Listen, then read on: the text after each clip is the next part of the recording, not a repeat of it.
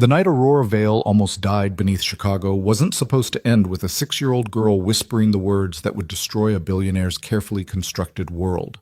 But that's exactly what happened when Ellie Reed, the daughter of the one man Aurora couldn't control, looked up from a hospital bed with tears streaming down her face and said 5 words that shattered everything. Please don't leave us too. This is the story of how America's most ruthless CEO lost a battle she didn't know she was fighting. If you want to see how far love can really go, stay until the end. Hit that like button and drop a comment with your city so I can see how far this story travels. The conference room on the 43rd floor of Vale Technologies smelled like expensive leather and quiet desperation. Mason Reed sat at the polished mahogany table, laptop open, fingers moving across the keyboard with the kind of practiced efficiency that came from years of turning chaos into clarity. Numbers filled his screen, projections, market analyses, risk assessments that would determine whether Aurora Vale's latest acquisition would succeed or collapse spectacularly. Around him, 12 other executives pretended to review their own reports while actually watching the clock. It was 5:17 p.m. Everyone knew what was about to happen. The Singapore merger projections look solid through Q3, Mason said, eyes never leaving his screen. But you're going to hit liquidity issues by November if the tariff situation doesn't stabilize. I'd recommend pushing the announcement back 2 quarters. Across the table, Gerald Hutchins, a man who'd spent 30 years climbing corporate ladders and currently served as Aurora's chief operating officer, cleared his throat. The board won't accept another delay. The board will accept whatever keeps them from losing $40 million, Mason interrupted, still typing, which is exactly what'll happen if you announce in July. The door opened. Every person in that room sat up straighter, spines suddenly rigid, hands folding neatly on the table. Even Gerald, who'd been mid-sentence, stopped talking like someone had hit a mute button. Aurora Vale walked in wearing a charcoal suit that probably cost more than most people's cars, her dark hair pulled back so severely it looked painful. She was 30 years old and controlled a tech empire worth $8 billion. Forbes had called her the Ice Queen of Wall Street. Bloomberg said she had the emotional range of a calculator. One particularly bold journalist had written that Aurora Vale probably bled antifreeze instead of blood. That journalist no longer worked in journalism. "Gentlemen," Aurora said, settling into the chair at the head of the table, "and Ms. Patterson." She nodded toward the only other woman in the room, her VP of Legal Affairs. "Where are we on Singapore?" Gerald opened his mouth, but Mason spoke first. "Dead in the water if you announce before October." This. The temperature in the room seemed to drop 10 degrees. Nobody interrupted Aurora's meetings. Nobody spoke before she called on them. Nobody challenged her decisions with the kind of casual confidence Mason just had. Except Mason did it every single time. Aurora's ice blue eyes fixed on him with the intensity of a laser sight. "Explain." "Tariff instability, currency fluctuation risks, and your liquidity position puts you in a vulnerable spot through summer," Mason said, finally looking up from his laptop. "Push it to Q4, let the market settle, and you'll save yourself a catastrophic PR nightmare when the initial numbers come in weak. The board expects movement on this. The board expects results. Movement. This gets you results. The other option gets you headlines about how the Ice Queen finally melted under pressure." Someone across the table made a sound like they were choking on their own spit. Aurora studied Mason for a long moment. Her expression never changed, hadn't changed in the entire 3 years Mason had worked for her. She looked at him the same way she looked at quarterly reports, analyzing, calculating, searching for weaknesses to exploit. "October it is," she said finally. "Gerald, draft the memo. Ms. Patterson, prepare the board briefing. Mason," she paused. "Stay after. The meeting dissolved. Executives gathered their laptops and portfolios, filing out with the relieved urgency of prisoners granted parole. Gerald shot Mason a look that clearly said, "You're on your own, buddy," before disappearing into the hallway. The door clicked shut. Aurora stood, walked to the floor-to-ceiling windows overlooking downtown Chicago. The late afternoon sun cut through the glass, illuminating the city 43 floors below. "You have a gift for making my COO look incompetent." "Gerald's not incompetent, he's just scared of you." "And you're not?" Mason closed his laptop. "No." Why? Because fear clouds judgment. You hired me to give you clear analysis, not to tell you what you want to hear. Skate iskesi. Aurora turned from the window. Up close, without a table between them, Mason could see the faint shadows under her eyes, the barely perceptible tension in her jaw. She looked exhausted in a way that expensive makeup couldn't quite hide.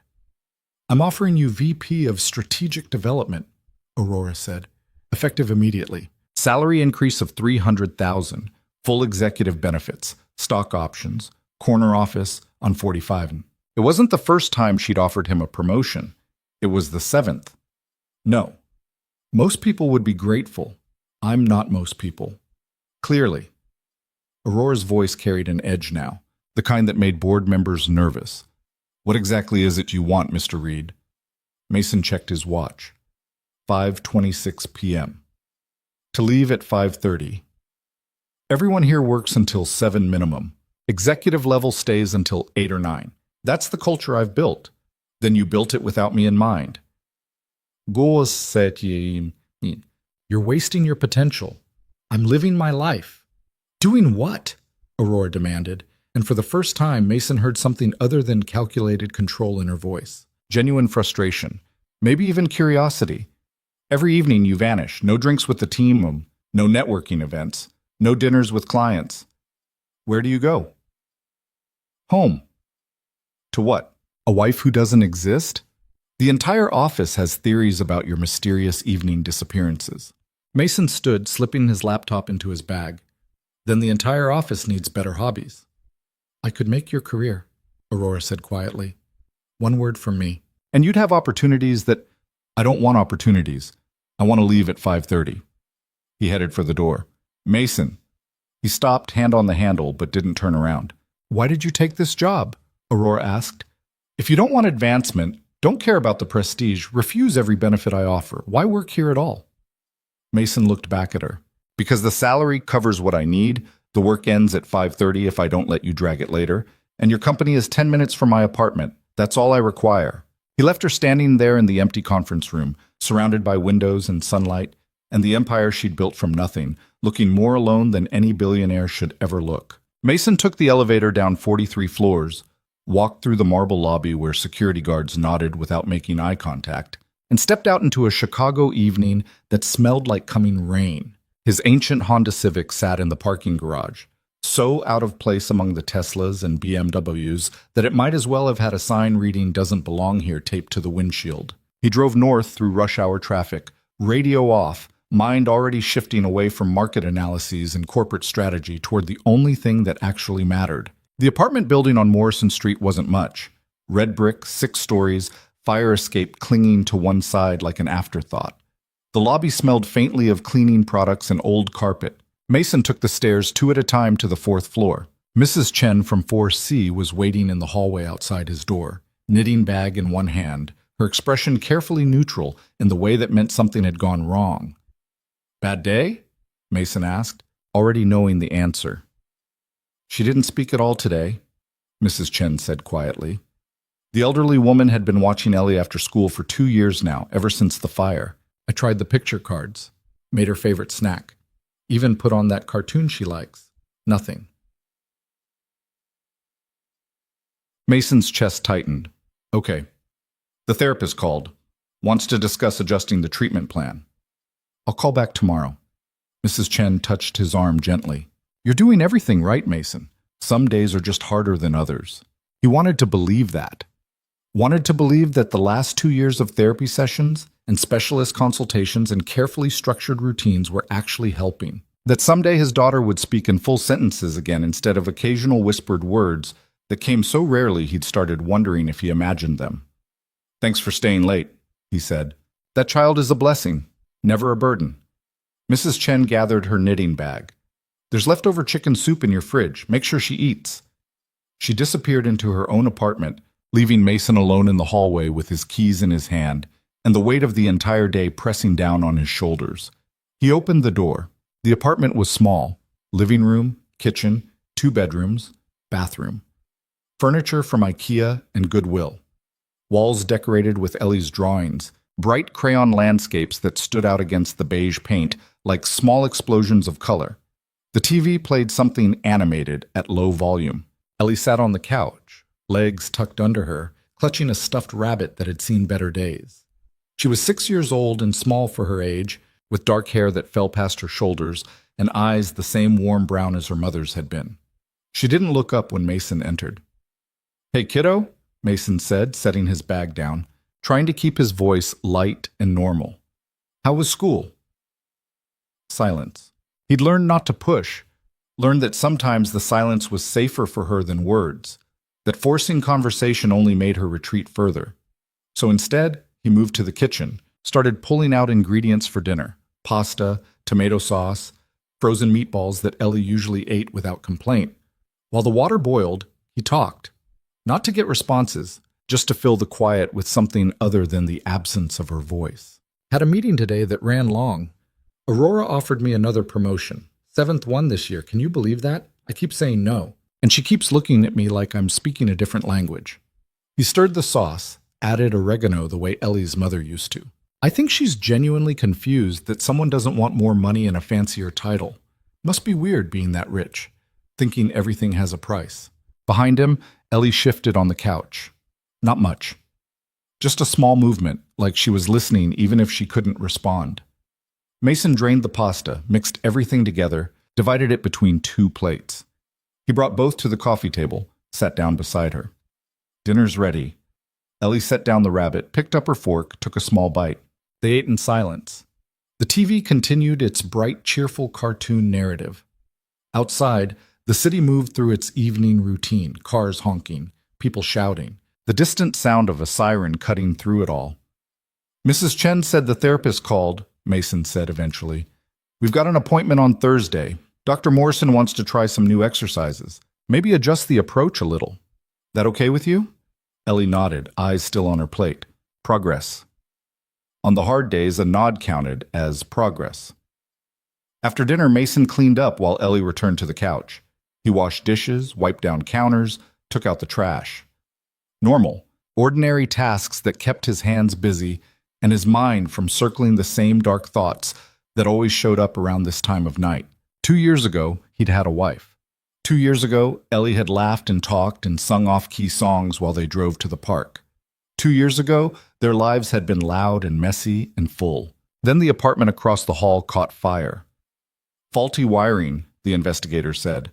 Nothing anyone could have prevented. Sarah had gotten Ellie out first, then gone back for their cat, and the ceiling collapsed before she made it to the door. The cat survived.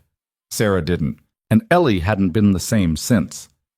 Mason finished in the kitchen, joined her on the couch. "Want to pick a movie?" She handed him the remote. Another small gesture that, on the hard days, felt massive. They settled on something animated and safe. A story about talking animals on an adventure. Ellie curled against his side, rabbit clutched in her arms, and Mason wrapped an arm around her shoulders, holding her the way he'd held her every night since the fire. Like if he held tight enough, maybe the brokenness would heal. Maybe the silence would crack. Maybe his daughter would come all the way back. The movie played. Ellie's breathing slowed, deepened. She fell asleep before the characters reached the halfway point of their journey. Mason carried her to bed, tucked her in, placed the rabbit beside her pillow. He stood there for a moment, watching her sleep, memorizing the peaceful expression she only wore when unconscious. Awake, there was always tension in her small face. Awake, she looked like someone waiting for the next terrible thing to happen. He kissed her forehead. "Love you, kiddo." Back in the living room, Mason collapsed onto the couch, exhaustion finally catching up with him. The TV still played, but he wasn't watching anymore. His phone buzzed. Work emails, probably. Gerald asking questions about the Singapore analysis. Someone wanting his input on another project. He ignored them all. This was why he refused Aurora's promotions. Why he left at exactly 5:30, no matter what crisis was unfolding on the 43rd floor. Why he'd turned down opportunities that other people would have killed for. Because none of it mattered compared to this. Compared to being here when Ellie fell asleep. Compared to making sure she ate dinner and took her medicine and knew that despite everything the world had taken from them, she wasn't alone. At some point, Mason fell asleep too, still dressed in his work clothes, the TV casting flickering light across the small apartment. He didn't know that 43 floors above the city, Aurora Vale was still in her office, staring at her computer screen, thinking about the man who'd walked away from everything she offered. He didn't know that his refusal had bothered her more than any business deal ever had. And he definitely didn't know that his carefully controlled, precisely scheduled life was about to collide with Aurora's world in ways that would change all three of them forever. Meet. The next morning started the same as every other morning. Mason woke at 6 a.m. to his phone alarm, made coffee he'd drink too fast, got Ellie up and dressed for school. She moved through the routine silently, brushing teeth, eating cereal, putting on her backpack. The school bus picked her up at 7:15. Mason watched from the window until it disappeared around the corner, same as always.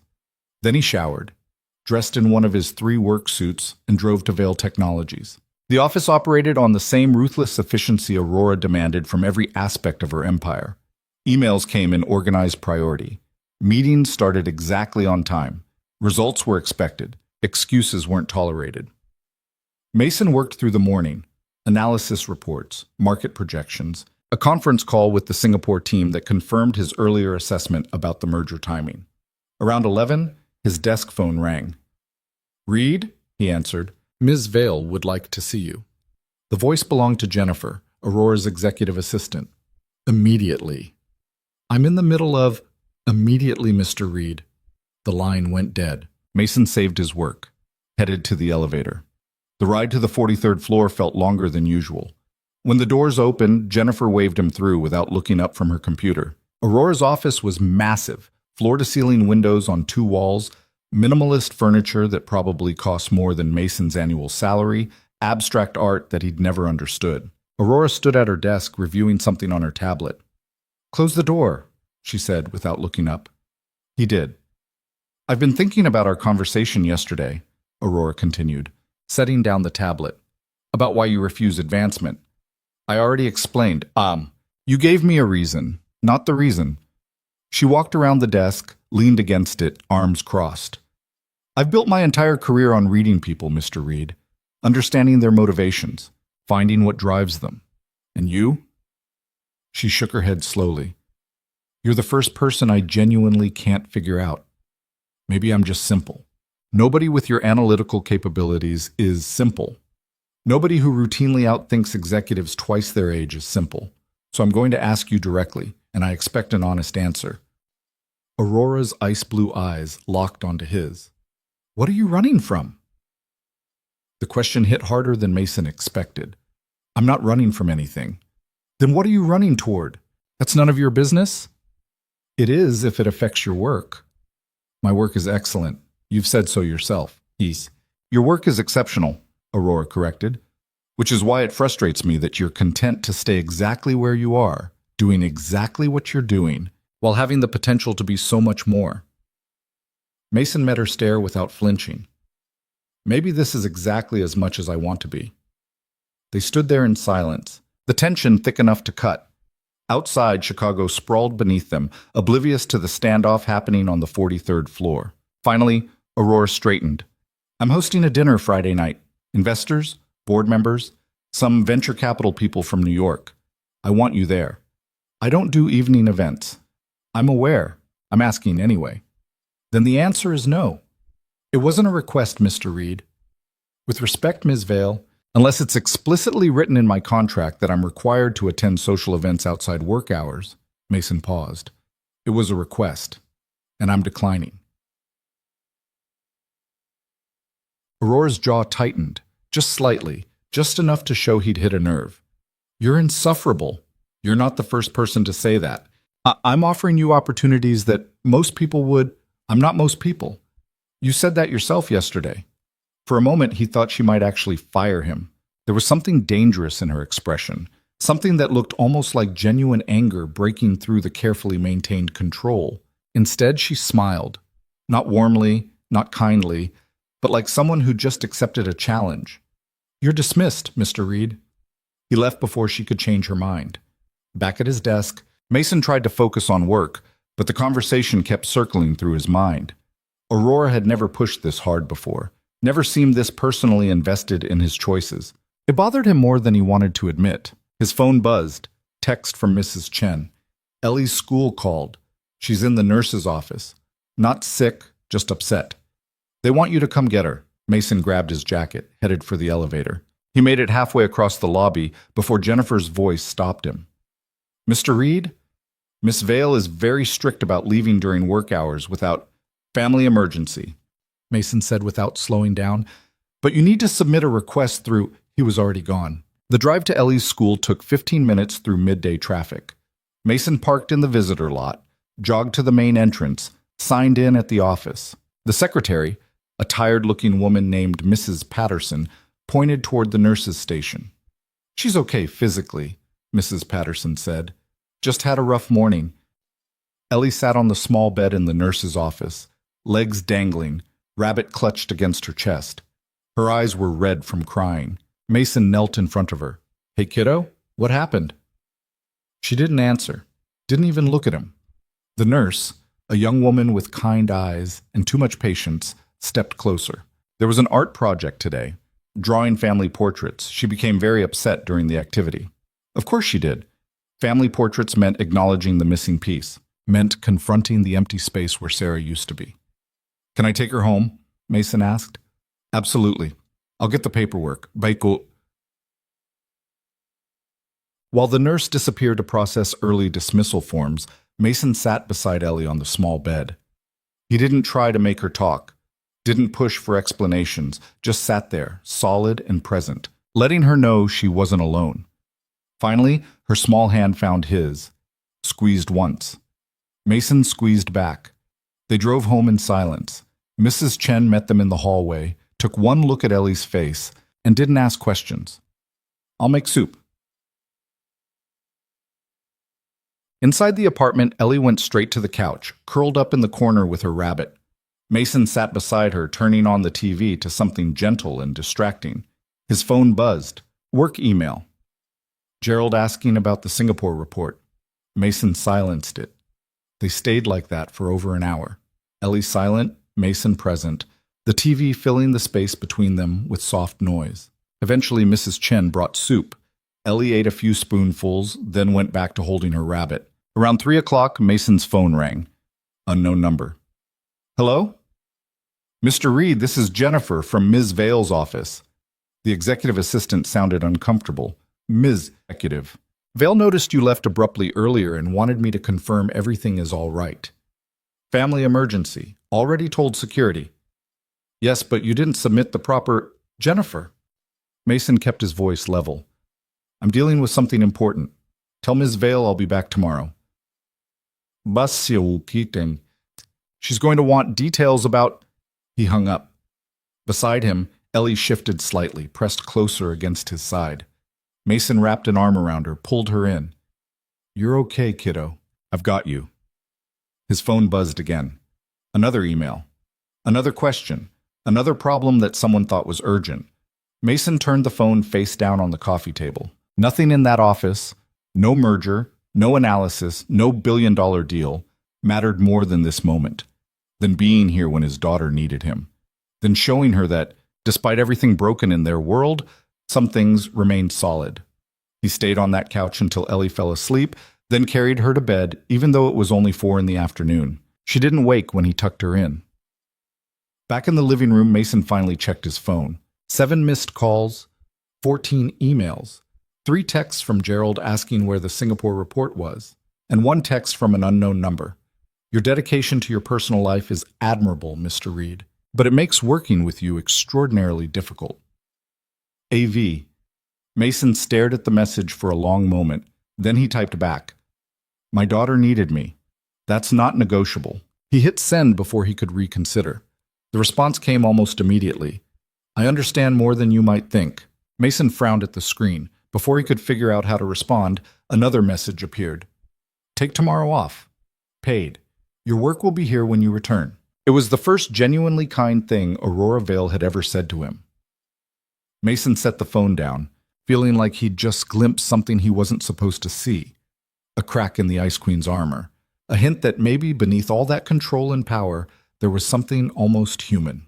He didn't know what to do with that information. So he did what he always did when things got complicated, pushed it aside and focused on what mattered. Ellie was asleep. The apartment was quiet. Tomorrow he'd go back to work and everything would return to normal.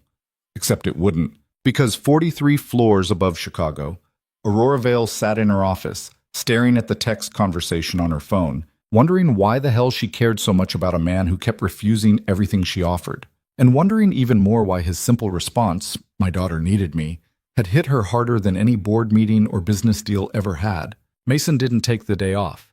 He showed up at Vale Technologies at 8:30 the next morning, coffee in hand, ready to pretend the previous day hadn't happened. The elevator ride to his floor felt longer than usual, like the building itself was holding its breath.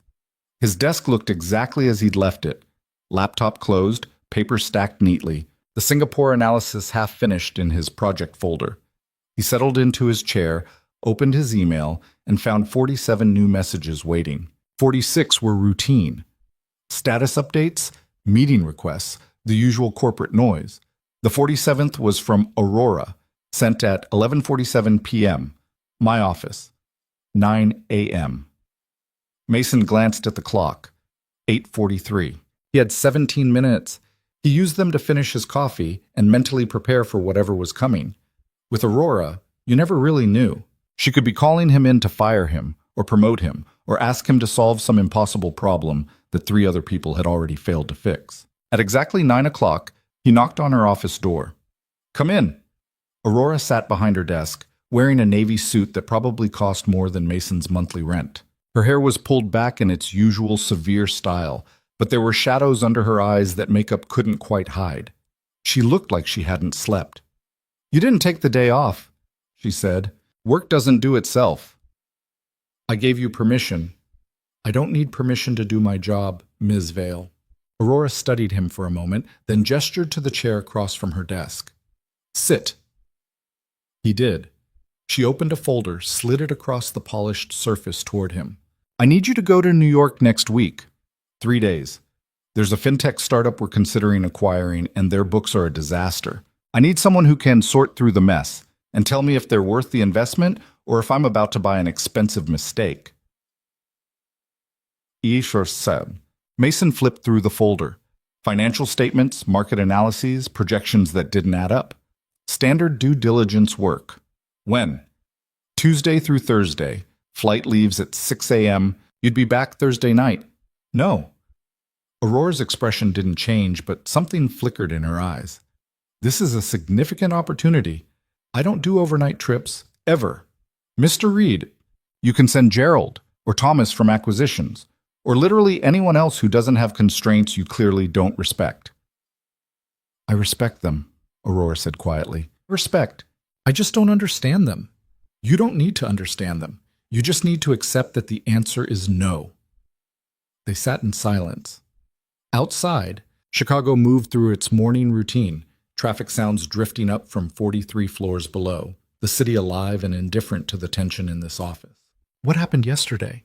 Aurora asked finally. With your daughter? Mason's jaw tightened. That's personal. You left work in the middle of the day for a family emergency. I think I'm entitled to know. You're entitled to know that I had a family emergency. The details aren't your business. Everything that affects my employees' performance is my business. Then fire me, Mason said, meeting her ice blue stare without flinching. Because I'm not going to New York. I'm not going to explain my personal life, and I'm sure as hell not going to apologize for putting my kid first. Aurora leaned back in her chair, fingers steepled, studying him like he was a particularly complex problem she couldn't solve. You're the most frustrating person I've ever worked with. You've mentioned that. And somehow you're also the most valuable. Then maybe stop trying to change how I operate and just let me do my job. Another long silence. Then Aurora reached for the folder, closed it, set it aside. Fine, I'll send Gerald, but I want your analysis of their financials by Monday morning. You'll have it by Friday afternoon. Monday morning, Mr. Reed, I don't pay you to set your own deadlines. You pay me to be right. Being right takes time. Aurora's lips twitched.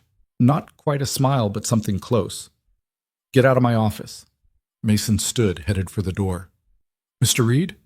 He paused, hand on the handle. Your daughter, Aurora said, her voice carefully neutral. I hope she's all right. It was such an unexpected thing to say that Mason actually turned around. Aurora was looking at her computer screen now, not at him, her expression unreadable. She will be, Mason said quietly.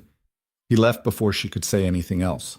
The rest of the day passed in the usual blur of meetings, emails, analysis work. Mason buried himself in the fintech startup's financials, finding problems that confirmed his initial suspicion. The company was hemorrhaging money in ways that suggested either incompetence or fraud. Probably both. At 5:28, he saved his work, shut down his laptop, grabbed his bag. Gerald caught him at the elevator. Hey, you heading out? Same as always. Listen, about New York. Gerald lowered his voice, glanced around to make sure they were alone. Aurora specifically asked for you. Like, specifically. I'm pretty sure she's only sending me because you said no, and now I'm going to look like an idiot when I can't find whatever she thinks you would have found. You'll be fine. The problems are obvious once you know where to look. That's easy for you to say. You've got some kind of weird superpower for this stuff. Gerald jabbed the elevator button. Seriously, though, why'd you turn it down? New York, company card, nice hotel. Most people would kill for that. I'm not most people. Yeah, everyone's noticed. The elevator arrived, doors sliding open. Gerald stepped in, held it open with one hand. You know she asks about you, right? Aurora. Asks me what you're working on. Whether you've mentioned anything about leaving, if you've seemed happier or more stressed. It's weird. Mason frowned. Why would she care? You, boss, ipot. That's what I'm trying to figure out. The Ice Queen doesn't do personal interest. She does strategic calculation. So either she's planning to promote you into something you can't refuse, or... Gerald shrugged. I don't know, but whatever it is, you're on her radar in a way that nobody else is. The elevator doors started to close. Gerald let them. Mason stood in the empty hallway, thinking about that text from last night. I understand more than you might think. What the hell did that mean? He pushed the thought away, took the stairs down, drove home through evening traffic that had already started to congeal into rush hour gridlock. Mrs. Chen met him in the hallway again, but this time she was smiling. Good day today. She helped me make cookies, even laughed a little when we burned the first batch. Relief flooded through Mason's chest. That's great. She's drawing in the living room. I think today was better. Inside the apartment, Ellie sat at the coffee table with crayons scattered around her, working on something with intense concentration. She looked up when Mason entered, and something in her expression was lighter than yesterday. Hey, kiddo. He set down his bag, moved to sit beside her. What are you making? She held up the drawing. A house with windows. Flowers in front, 3 stick figures standing in the doorway. One tall, one small, one medium-sized with long hair. Mason's throat tightened. The medium figure had to be Sarah. Ellie didn't draw her often anymore, like including her mother in pictures hurt too much. That's beautiful, he said quietly. Ellie set the drawing down, picked up a blue crayon, started adding sky. They sat like that for a while, Ellie drawing, Mason just being present. Eventually he got up to make dinner. Grilled cheese and tomato soup, simple and reliable. They ate on the couch with the TV playing something cheerful and meaningless. Around 7, Mason's phone buzzed. Text from an unknown number, but he recognized it from yesterday. The analysis you sent was excellent. The company is a liability. I'm passing on the acquisition. A V. Mason stared at the message. He hadn't sent any analysis. The fintech report wasn't due until Monday. Another text. Gerald mentioned you explained the key problems. Thank you for saving me from an expensive mistake. So Gerald had taken Mason's casual hallway comments and turned them into a formal recommendation. Smart. Mason typed back, just doing my job. The response came immediately. You do it better than anyone I've ever hired. He didn't know how to respond to that, so he didn't. 3 dots appeared, disappeared, appeared again. Finally, I apologize for pushing about New York. Gerald explained that you have personal constraints that prevent overnight travel. I should have accepted your first refusal. Mason read the message twice. Aurora Vale didn't apologize. Ever. The entire office knew that. She gave orders, made demands, expected compliance. Apologies suggested weakness. and the Ice Queen didn't do weakness. "Thank you," he typed back. "Is your daughter feeling better?" Mason's finger hovered over the screen. This was crossing a line. This was personal in a way that made him deeply uncomfortable. But something about the question felt genuine, not strategic, not calculated. "She had a better day today," he sent. "I'm glad." No follow-up, no prying questions, just those two words, and then nothing. Mason set the phone down, looked over at Ellie. She'd fallen asleep on the couch, crayons still scattered around her, the drawing with her family on it resting against her knee. He carried her to bed, tucked her in, stood there for a moment watching her sleep. The peaceful expression on her face made the hard days worth it, made everything worth it. Back in the living room, his phone buzzed again. "If you ever need anything, time off, flexible hours, resources for your daughter, you only have to ask." A V? Mason stared at the message for a long time. Then he turned off his phone and went to bed. The next 2 weeks fell into a rhythm that almost felt normal. Mason worked his precise schedule, left at 5:30 every single day, spent his evenings with Ellie. She had good days and bad days, but the good ones were starting to outnumber the bad. Small progress, but progress nonetheless. Aurora stopped pushing about promotions, stopped offering him opportunities that required evening commitments. She still ran her empire with the same ruthless efficiency, still terrified board members and made investors nervous, but something had shifted in how she dealt with Mason. She started asking his opinion in meetings, even when it wasn't his project. Started copying him on emails that didn't technically require his input. Started showing up at his desk with questions that she could have easily asked via message. "Do you think the Barcelona expansion is premature?" she asked one Thursday afternoon, leaning against his cubicle wall like that was a normal thing for a billionaire CEO to do. Mason looked up from his laptop. "Probably. Your infrastructure isn't ready." Do you in my reverse? That's what I thought. Gerald disagrees. Gerald's optimistic. Sometimes that's good. This time it's dangerous. Aurora nodded like he'd confirmed something she already knew. "Thank you." She started to leave, then paused. "How's your daughter?" "Better.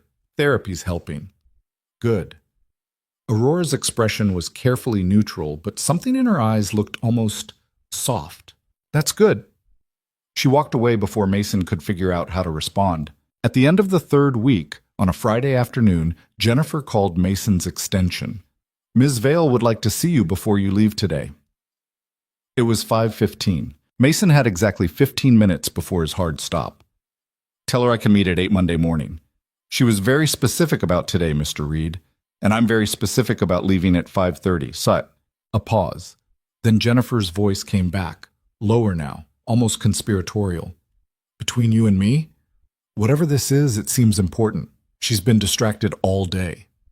Mason checked the clock. 5:16. "I've got 10 minutes. Tell her if it takes longer than that, we'll need to reschedule." When he reached Aurora's office, she was standing at the windows, looking out over the city. She didn't turn around when he entered. "Close the door," she said quietly. He did. "I need to show you something." Aurora walked to her desk, picked up her tablet, handed it to him. "This came across my desk this morning." Mason looked at the screen. It was an email from someone named Dr. Catherine Morrison, sent to Aurora's personal address, not her company email. The subject line read, "Brightwater Children's Center, funding request." He scrolled through the message. It was a proposal for a therapy center that specialized in treating childhood trauma, specifically kids who'd lost parents or experienced severe emotional trauma. The program looked comprehensive: play therapy, art therapy, specialized counseling, family support services. The funding request was for $2 million. "I don't understand," Mason said. "Why are you showing me this?" "Oh, why is..." Aurora took the tablet back, set it down. "Dr. Morrison runs a small practice on the north side. She treats about 30 kids, mostly low-income families who can't afford traditional therapy. She's good at what she does, but she's limited by resources. This proposal would let her expand, help more children." "Okay, so fund it. $2 million is nothing to you." "It's not about the money." Aurora moved back to the windows, arms crossed. "I've been researching childhood trauma treatment for the past 2 weeks. Ever since you mentioned your daughter was in therapy. Mason's chest tightened. Why? Because I wanted to understand. Aurora's voice was softer than he'd ever heard it. Wanted to understand what you're dealing with, what she's going through. Ms. Vale, Aurora, she said. When it's just us, you can call me Aurora. The intimacy of that request made Mason deeply uncomfortable. I grew up in foster care, Aurora said, still facing the windows. 7 different homes between ages 6 and 16. Some were fine, most weren't. I learned early that emotions were liabilities, that showing weakness gave people power over you, that the only person you could really trust was yourself. Mason didn't know what to say. This was more personal information than Aurora had ever shared with anyone at the company. More vulnerability than the Ice Queen was supposed to possess. I built my entire life around control, Aurora continued. If I controlled everything, my company, my schedule, my emotions, my relationships, then nothing could hurt me. Nothing could catch me off guard. She finally turned to face him. And then you showed up. This frustrating, stubborn man who refused every single thing I offered, who left exactly at 5:30. No matter what crisis was happening, who looked at me like I was just another person instead of someone to fear or impress. Let me finish. Aurora's ice blue eyes locked onto his. For 2 years, I tried to figure you out, tried to find what would make you bend. Money didn't work. Prestige didn't work. Threats certainly didn't work. And then I saw you outside that therapy center 3 weeks ago. Mason's breath caught. You were following me? No, I was driving home and happened to see you in the parking lot with your daughter. Pure coincidence. Aurora's voice dropped. You were kneeling in the rain, trying to convince this little girl to talk to you, and the look on your face. She stopped, swallowed hard. I've never seen anyone look at another person the way you looked at her, like she was the only thing in the entire world that mattered. The office felt too small suddenly, too intimate. I realized something that night, Aurora said. You're not refusing my offers because you don't want success. You're refusing them because you already have something more valuable. You have someone to love, someone who needs you, someone who makes all my money and power look meaningless by comparison. Mason's throat felt tight. Why are you telling me this? Because I want to help. Aurora gestured to the tablet. Dr. Morrison's program could help your daughter, could help dozens of kids like her. And I can make that happen with one signature, but I wanted to ask you first. Wanted to make sure this wasn't crossing a line. You're offering to fund an entire therapy center because my daughter needs help? I'm funding it because kids who've lost parents deserve better support than what's currently available. The fact that your daughter would benefit is just, Aurora paused, a very welcome side effect. Mason stared at her. This woman who terrified board members and made investors sweat. This billionaire who measured success in quarterly earnings and market domination. This person everyone called the Ice Queen. She looked almost nervous. I can't accept this, Mason said. It's not charity. It's an investment in... It's absolutely charity, and I can't accept it. Mason's voice was firm, but not unkind. If you want to fund Dr. Morrison's program because you think it's worthwhile, do it. But don't do it for me. Don't do it because you saw me having a hard moment in a parking lot. Why not? Because then it's not about the kids. It's about you trying to fix something you think I need fixed, and that crosses every professional boundary we have. Aurora's expression shifted. Surprise. Maybe even hurt. I'm not trying to fix you. Then what are you trying to do? She didn't answer for a long moment. Outside, the sun was setting, painting the office in orange and gold light. Finally, Aurora said, I'm trying to understand what it feels like to care about someone more than you care about yourself. The honesty in that statement hit Mason like a physical blow. I should go, he said quietly. It's 5:32. I'm already late. Wait. But Mason was already heading for the door. He paused with his hand on the handle, looked back at her. Fund the program if you want, but do it because it's the right thing to do, not because of me. He left her standing there in the golden light, looking more alone than any billionaire should ever look. The drive home felt longer than usual. Mason's mind kept circling back to Aurora's face, to the vulnerability in her voice when she talked about foster care and learning not to trust anyone. He'd spent 2 years thinking of her as this untouchable force, this person made of ice and calculation. Turned out she was just someone who'd learned to survive by never letting anyone close enough to hurt her. Mrs. Chen met him in the hallway. "You're late." "I know. Sorry." "Well, Ellie's fine. We made pasta. She ate 3 helpings." Mrs. Chen's expression softened. "Rough day. Complicated day. Those are worse." Inside the apartment, Ellie was exactly where he expected, curled up on the couch with her rabbit, watching TV. But when Mason entered, she looked up and smiled. Actually smiled. It was small and tentative, but it was real. "Hey, kiddo," Mason said, his earlier tension melting away. "Mrs. Chen says you crushed some pasta tonight." Ellie nodded, still smiling. Mason sat beside her, and she immediately curled against his side. They stayed like that, not talking, just existing in the same space. Outside, the city moved through its Friday night routine. Inside this small apartment, a father and daughter, who'd survived something terrible together, tried to keep building something better. Around 8, Mason's phone buzzed, text from Aurora. "I'm funding the program not because of you, because you're right. It's the right thing to do." Then another message. "But for what it's worth, seeing you with your daughter that night changed something in me. Made me realize I've spent 30 years building an empire while missing the entire point of being alive." Mason read the messages 3 times. Then he typed, "Thank you for understanding. Thank you for showing me what actually matters," Aurora replied. Mason set the phone down, pulled Ellie closer, and tried not to think about the fact that somewhere in a massive office overlooking Chicago, a billionaire was sitting alone, wondering what her life might have looked like if she'd learned to trust people instead of control them. The news about Aurora funding Dr. Morrison's therapy center spread through Vail Technologies within 48 hours. Though nobody could quite figure out why the Ice Queen had suddenly developed an interest in childhood trauma treatment. Mason heard the whispers in the break room on Monday morning.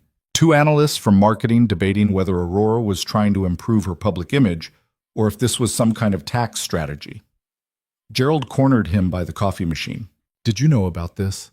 Gerald asked, keeping his voice low. "Know about what?" "Aurora dropping $2 million on some therapy center for kids. It's all over the business news this morning. Completely out of character for her." Mason poured his coffee, kept his expression neutral. "Maybe she's expanding into healthcare." "That's what I thought, but there's no acquisition angle. She's just funding it, like philanthropy."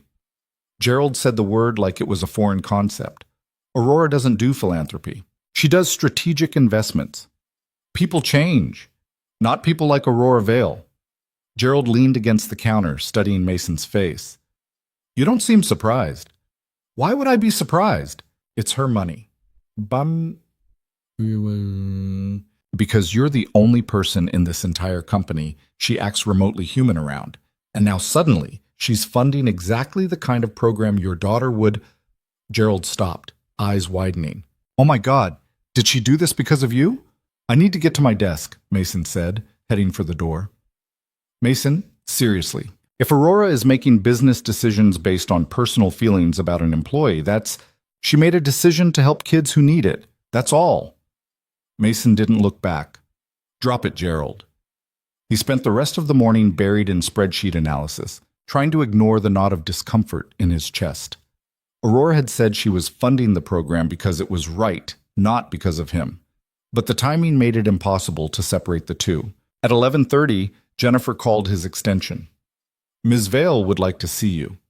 Mason's jaw tightened. "When?" "Now, if possible." "I'll be there in 5. He saved his work, grabbed his coffee, took the elevator to 43.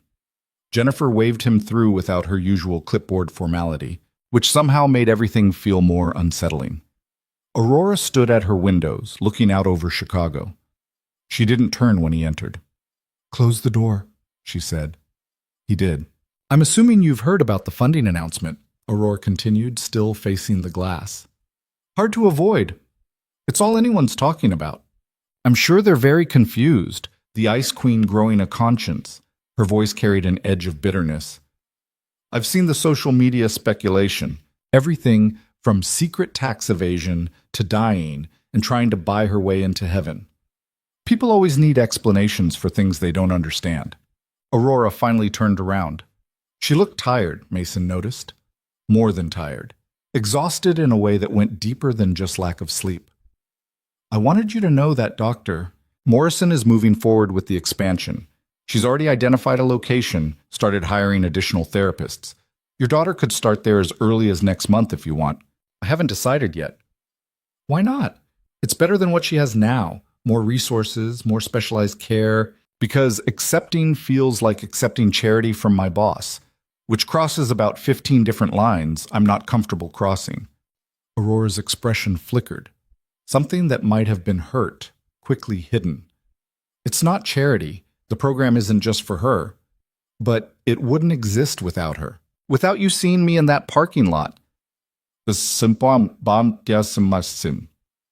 that make it wrong, Wink? Mason set his coffee down on the edge of her desk, met her ice blue stare directly. It makes it complicated. And I don't do complicated. I do clear boundaries, simple structures, predictable routines. That's how I keep my life stable for Ellie. That's how we survive. Maybe surviving isn't enough anymore, Aurora said quietly. It's all I've got the energy for.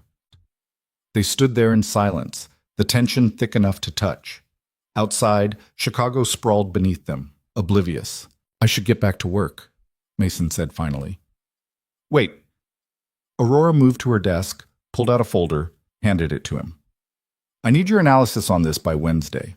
It's a potential merger with a European tech company. Very preliminary stages, but the numbers look wrong, and I can't figure out why.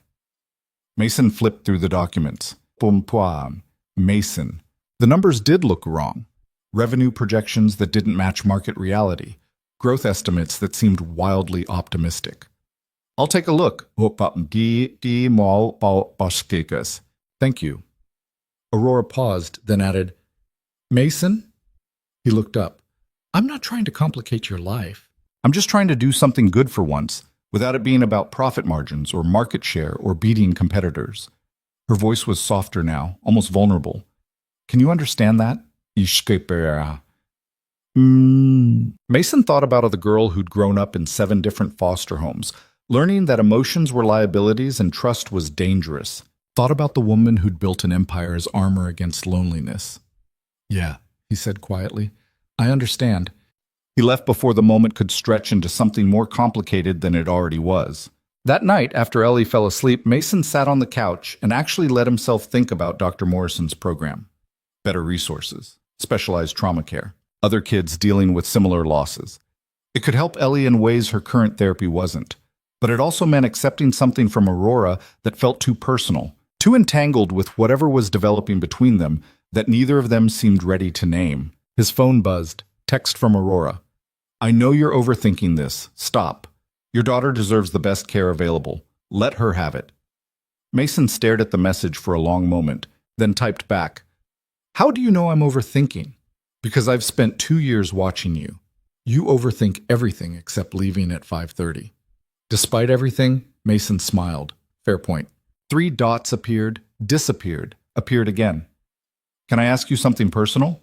You can ask. I might not answer. What was your wife like? The question hit harder than Mason expected. He set the phone down, closed his eyes, let himself remember Sarah, her laugh that was too loud for movie theaters, the way she burned everything she tried to cook except pancakes, how she'd sing off-key in the shower and not care who heard. He picked up the phone. She was terrible at cooking, sang like a wounded cat, and loved Ellie more than anything in the world. She would have walked through fire for that kid. Actually did, in the end. I'm sorry you lost her. Me too. Another pause, then, do you think you'll ever let yourself love someone again? Mason's chest tightened. This was crossing into territory he absolutely wasn't ready for. I don't know. Right now, I'm just trying to help my daughter heal. That's not an answer. It's the only one I have. No response after that. Mason waited 5 minutes, then put the phone away and went to bed. The next morning, everything changed. Mason was reviewing the European merger analysis when Gerald appeared at his desk, face pale. Turn on the news, Gerald said. I'm working. Mason, turn on the news. Now. Something in Gerald's voice made Mason reach for his phone, pull up a news site. The headline hit him like a physical blow. Vail Technologies under federal investigation for securities. Fraud. He clicked the article, speed reading through the details. Anonymous whistleblower. Allegations of falsified earnings reports. Stock price manipulation. The SEC had opened a formal investigation. Is this real? Mason asked. Aurora's in an emergency board meeting right now. Legal is losing their minds. Stock's already down 18%. Gerald ran a hand through his hair. This could destroy the company. Mason's mind was already racing, pulling apart what this meant. If the allegations were true, Aurora could face criminal charges. If they weren't, someone was trying to take her down and doing a very professional job of it. Either way, Vail Technologies was about to become a battlefield. His phone buzzed. Text from Jennifer. Ms. Vail needs you. Boardroom. Immediately. Mason grabbed his laptop, headed for the elevator. The office was chaos. People clustered around computers, voices raised. The kind of panic that came with watching your livelihood potentially implode in real time. The boardroom was worse. 12 executives crowded around the table, all talking at once, voices overlapping in a cacophony of accusations and defensive arguments. Aurora stood at the head of the table, arms crossed, face carved from ice. She looked terrifying. The room went silent when Mason entered. Thank you all for your input, Aurora said, her voice cutting through the quiet like a blade. You're dismissed. Everyone except Mason. Aurora, we need to discuss legal strategy. One of the board members started. Out, now. They filed out, shooting Mason looks that ranged from curious to hostile. Gerald was the last to leave, closing the door behind him. Aurora sagged the moment they were alone, the Ice Queen facade cracking. I didn't do it. I know. She looked at him sharply. How? Because I've reviewed every financial report this company's produced for the past 3 years. If you were cooking the books, I would have caught it. Mason set his laptop on the table. Someone's setting you up. The SEC doesn't open investigations based on nothing. They open them based on convincing evidence, even if that evidence is fake. Mason opened his laptop, started pulling up files. Talk me through your quarterly reports, all of them. I need to see what the whistleblower might have seen. They worked through lunch, through the afternoon, through the hours when Mason would normally leave. He barely noticed the time, too focused on tracking down the discrepancy. Aurora brought coffee, ordered food neither of them ate, answered his questions with the kind of precise detail that came from knowing every aspect of her company. At 7:30, Mason found it.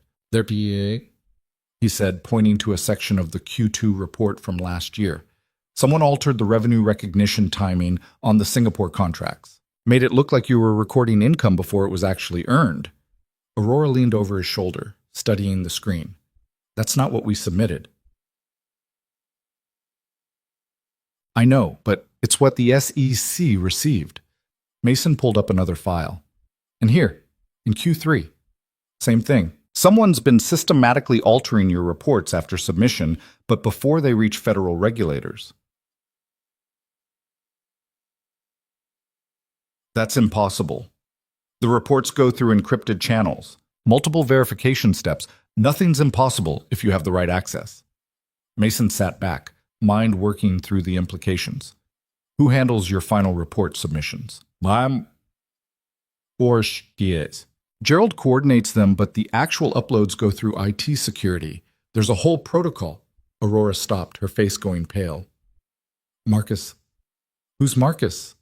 Marcus Chen, head of IT security. He's been with the company since the beginning, one of my first hires. Aurora's voice was hollow. He'd have access to everything. Mason pulled up the employment records, started digging through Marcus Chen's file. What he found made his stomach drop. He's got 3 mortgages on properties worth more than his salary could support, credit card debt in the 6 figures. And look at this. His daughter's at a private school that costs $70,000 a year. He needed money, Aurora said quietly. Someone paid him to sabotage you.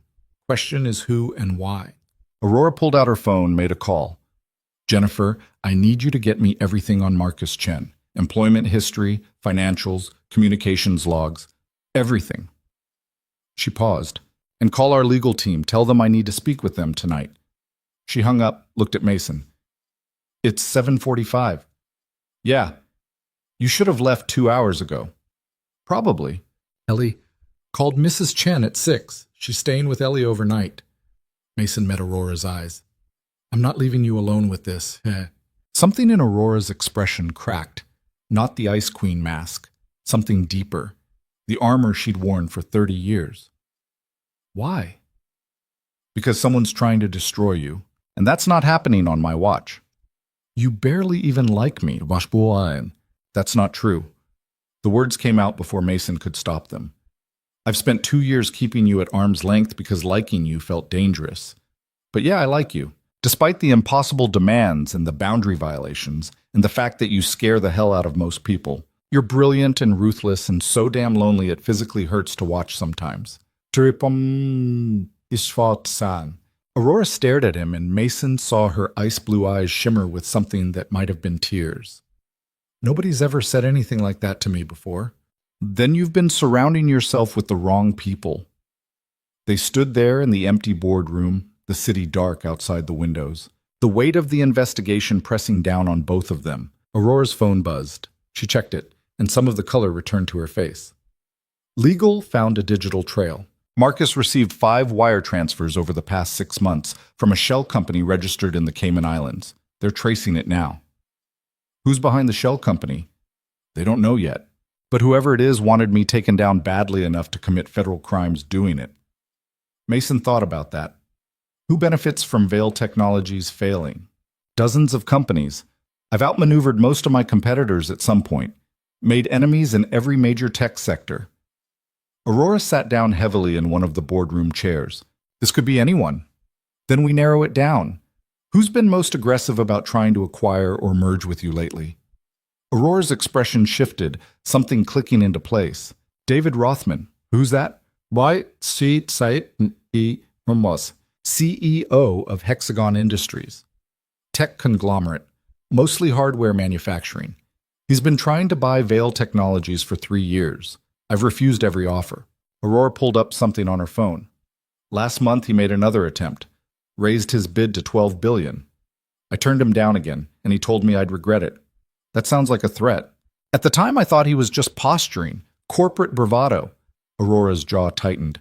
But if he's behind this, if he paid Marcus to alter those reports, then he's trying to tank your company's value so he can buy it for pennies on the dollar after the investigation destroys your reputation. That son of a bitch. Mason had never heard Aurora curse before. It was oddly satisfying.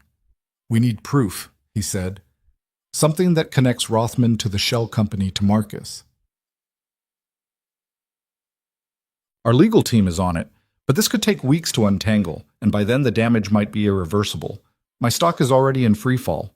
If investors lose confidence, then we go public with what we know. Show them it's sabotage, not fraud. Based on what? Circumstantial evidence and financial irregularities? The SEC won't care about my theories. They care about hard proof. Mason stood, started pacing, his mind working through possibilities. What if we force Rothman's hand, make him think he's won, see if he makes a mistake? How? You put out a statement tomorrow. Say you're cooperating fully with the investigation, that you've discovered irregularities and are working with federal authorities to identify the source. Make it sound like you're in damage control mode. That'll make me look guilty. It'll make you look rattled. And if Rothman thinks he's got you on the ropes, he might get cocky, might reach out to Marcus again, or make contact with whoever else he's got inside your company. Aurora studied him for a long moment. That's actually brilliant. I have my moments. She stood, moved closer to him. Too close. Close enough that Mason could see the exhaustion in her face, the fear she was working so hard to hide. I don't know what I would have done if you hadn't been here tonight. You would have figured it out. You always do. Not alone. I've spent my entire life handling everything alone. And it's... She stopped, swallowed hard. It's nice not to be alone for once. Mason knew he should step back. Knew this moment was crossing lines they'd carefully avoided crossing. But he didn't move, and neither did she. Aurora? His phone rang, shattering the moment. Mrs. Chen's name on the screen. Mason answered immediately. Everything okay? Ellie woke up asking for you. She won't go back to sleep. Mrs. Chen's voice was apologetic. I know you said you'd be late, but I'm on my way. 20 minutes. He hung up, looked at Aurora. I have to go to... Of course. Your daughter needs you. Will you be okay? Aurora straightened, and just like that, the Ice Queen mask slid back into place. Not completely, not perfectly, but enough. I'll be fine. Thank you, Mason, for everything. He grabbed his laptop, headed for the door, paused with his hand on the handle. Don't do anything stupid while I'm gone. No confronting Rothman. No making deals without legal present. I'm not a child. Whoop! No, you're someone who's used to handling everything herself, which means you're exactly the type to do something reckless when you're cornered. Mason met her eyes. Promise me you'll wait until tomorrow. Let legal do their job. Aurora's lips twitched into something almost like a smile. I promise. I mean it, Aurora. I know. Go take care of your daughter. Mason left her there in the boardroom, surrounded by the mess someone had made of her empire, looking more vulnerable than he'd ever seen her. The drive home took 19 minutes through near-empty streets. Mason's mind kept circling back to that moment before Mrs. Chen called. The way Aurora had looked at him, the things she'd almost said. He pushed the thoughts away. He couldn't afford complicated right now. Ellie needed him focused. Mrs. Chen met him at the door, looking apologetic. She had a nightmare. Wouldn't tell me what it was about, just kept saying she needed you. Thanks for calling. Of course, that child comes first. Inside, Ellie sat on the couch in her pajamas, rabbit clutched against her chest, eyes red from crying. She looked so small and scared that Mason's chest physically ached. Hey, kiddo, he said softly, sitting beside her. Bad dream? She nodded, pressed against his side. Want to talk about it? She shook her head. Okay, that's okay. Mason wrapped an arm around her. I'm here now. You're safe.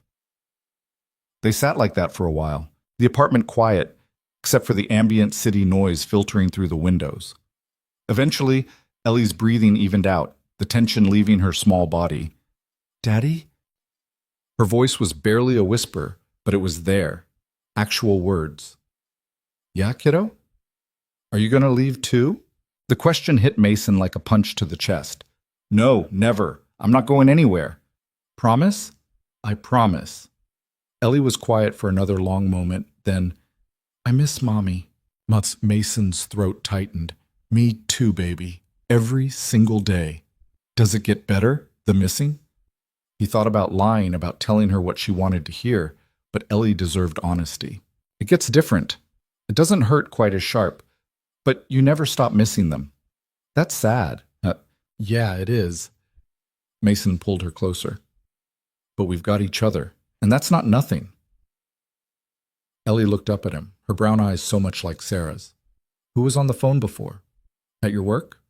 Just my boss. She's having a hard day. Is she nice? Mason thought about Aurora standing in that boardroom, letting her armor crack just enough for him to see the scared girl underneath. She's trying to be. That's good. Everyone should try to be nice. You're absolutely right. Yes. Ellie yawned, settling more firmly against his chest. Will you stay until I fall asleep? I'll stay as long as you need me to. He carried her back to bed, tucked her in. He carried Watstad, sat on the edge of the mattress, holding her hand until her breathing deepened into sleep. Then he sat there a while longer, just watching her, memorizing the peaceful expression on her face. His phone buzzed. Text from Aurora. Legal confirmed the connection. Shell company traces back to Rothman. We have him. Relief flooded through Mason's chest. That's great. What happens now? We turn everything over to the SEC. Let them handle the criminal prosecution. My lawyers say the case against me should be dismissed within a week once they see the evidence. So, you're okay? A long pause, then. I will be. Thanks to you. You would have figured it out, maybe, but it would have taken longer, and I would have done it alone. This was better. Mason looked at Ellie, sleeping peacefully with her rabbit tucked under her chin. Thought about Aurora, probably still in her office at almost 10 p.m., surrounded by the empire she'd built to protect herself from ever being vulnerable. "You don't always have to do everything alone," he typed. "Some things are better with help." The response came immediately. "I'm starting to realize that." Then a moment later, "Get some sleep, Mason. Tomorrow's going to be intense." "You too. I'll try." Mason set his phone down, looked at his daughter one more time, then quietly left her room. He should have felt exhausted. He'd worked 12 hours straight, helped dismantle a federal investigation, and dealt with Ellie's nightmare. But instead he felt strangely energized, like something had shifted tonight, like the careful walls he'd built around his life had developed cracks, and instead of being terrifying, it felt almost like relief. He fell asleep on his couch with the TV on low, not quite ready to face the silence of his own bedroom. And 43 floors above Chicago, Aurora Vale sat in her empty office, staring at Mason's last text, feeling something she hadn't felt in 30 years. Hope. The news broke at 6:47 a.m. Mason woke to his phone buzzing repeatedly, notifications flooding his lock screen. He grabbed it, still half asleep, and saw headlines from every major business outlet. CC drops investigation into Vale Technologies. Hexagon. CEO arrested in corporate sabotage scheme. Ice Queen vindicated. Relief hit him first, followed immediately by concern. Aurora was about to face the kind of media scrutiny that would make the investigation look tame. He checked his messages. 3 from Gerald, all variations of "holy shit." 2 from colleagues asking if he'd known. 1 from Jennifer. "Ms. Vale would appreciate your presence at the office this morning. Press conference at 9 a.m. And 1 from Aurora herself, sent at 5:23 a.m. Couldn't sleep. Rothman's in federal custody. My lawyers say he's looking at 10 years minimum. It's over." Mason typed back. "How are you holding up?" The response came immediately, like she'd been waiting for him to wake up. Terrified, relieved, angry. "Take your pick. All of the above is allowed. I'm not good at feeling multiple things at once. I prefer one emotion at a time, preferably none." Despite everything, Mason smiled. "Tough luck. Today is going to be all the emotions whether you want them or not. Will you be there? For the press conference?" Mason looked at the time. 6:51. He could get Ellie ready, drop her at school, make it downtown by 8:30. "Yeah, I'll be there." "Thank you." He got up, started coffee, woke Ellie gently. She was quieter than usual this morning, the nightmare still hanging over her, but she got dressed without protest and ate her cereal while Mason explained he had to go to work early. "Is your boss okay?" Ellie asked, her voice small but clear. "She will be. Just a hard day for her. Because people were mean to her?" Mason paused, struck by how simply Ellie had cut through to the truth. "Yeah, kiddo, people were really mean to her, but she's going to be okay now. You should give her a hug. Hugs help when people are mean." Something in Mason's chest cracked a little. That's good advice. He got Ellie to school by 7:30, then drove downtown through rush hour traffic that seemed heavier than usual. The street outside Vale Technologies was packed with news vans, reporters clustered on the sidewalk with cameras and microphones. Mason had to show his ID 3 times just to get into the parking garage. The office was chaos. People moving with frantic energy, phones ringing constantly, executives huddled in urgent conversations. Mason made it to his desk long enough to drop his bag before Gerald appeared. "You knew," Gerald said, accusatory.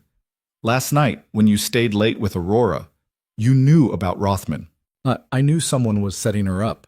We figured out who." "And you didn't think to mention it to anyone?" "It wasn't my news to share." Gerald ran both hands through his hair, looking stressed and exhausted. "The board's having an emergency meeting at 8.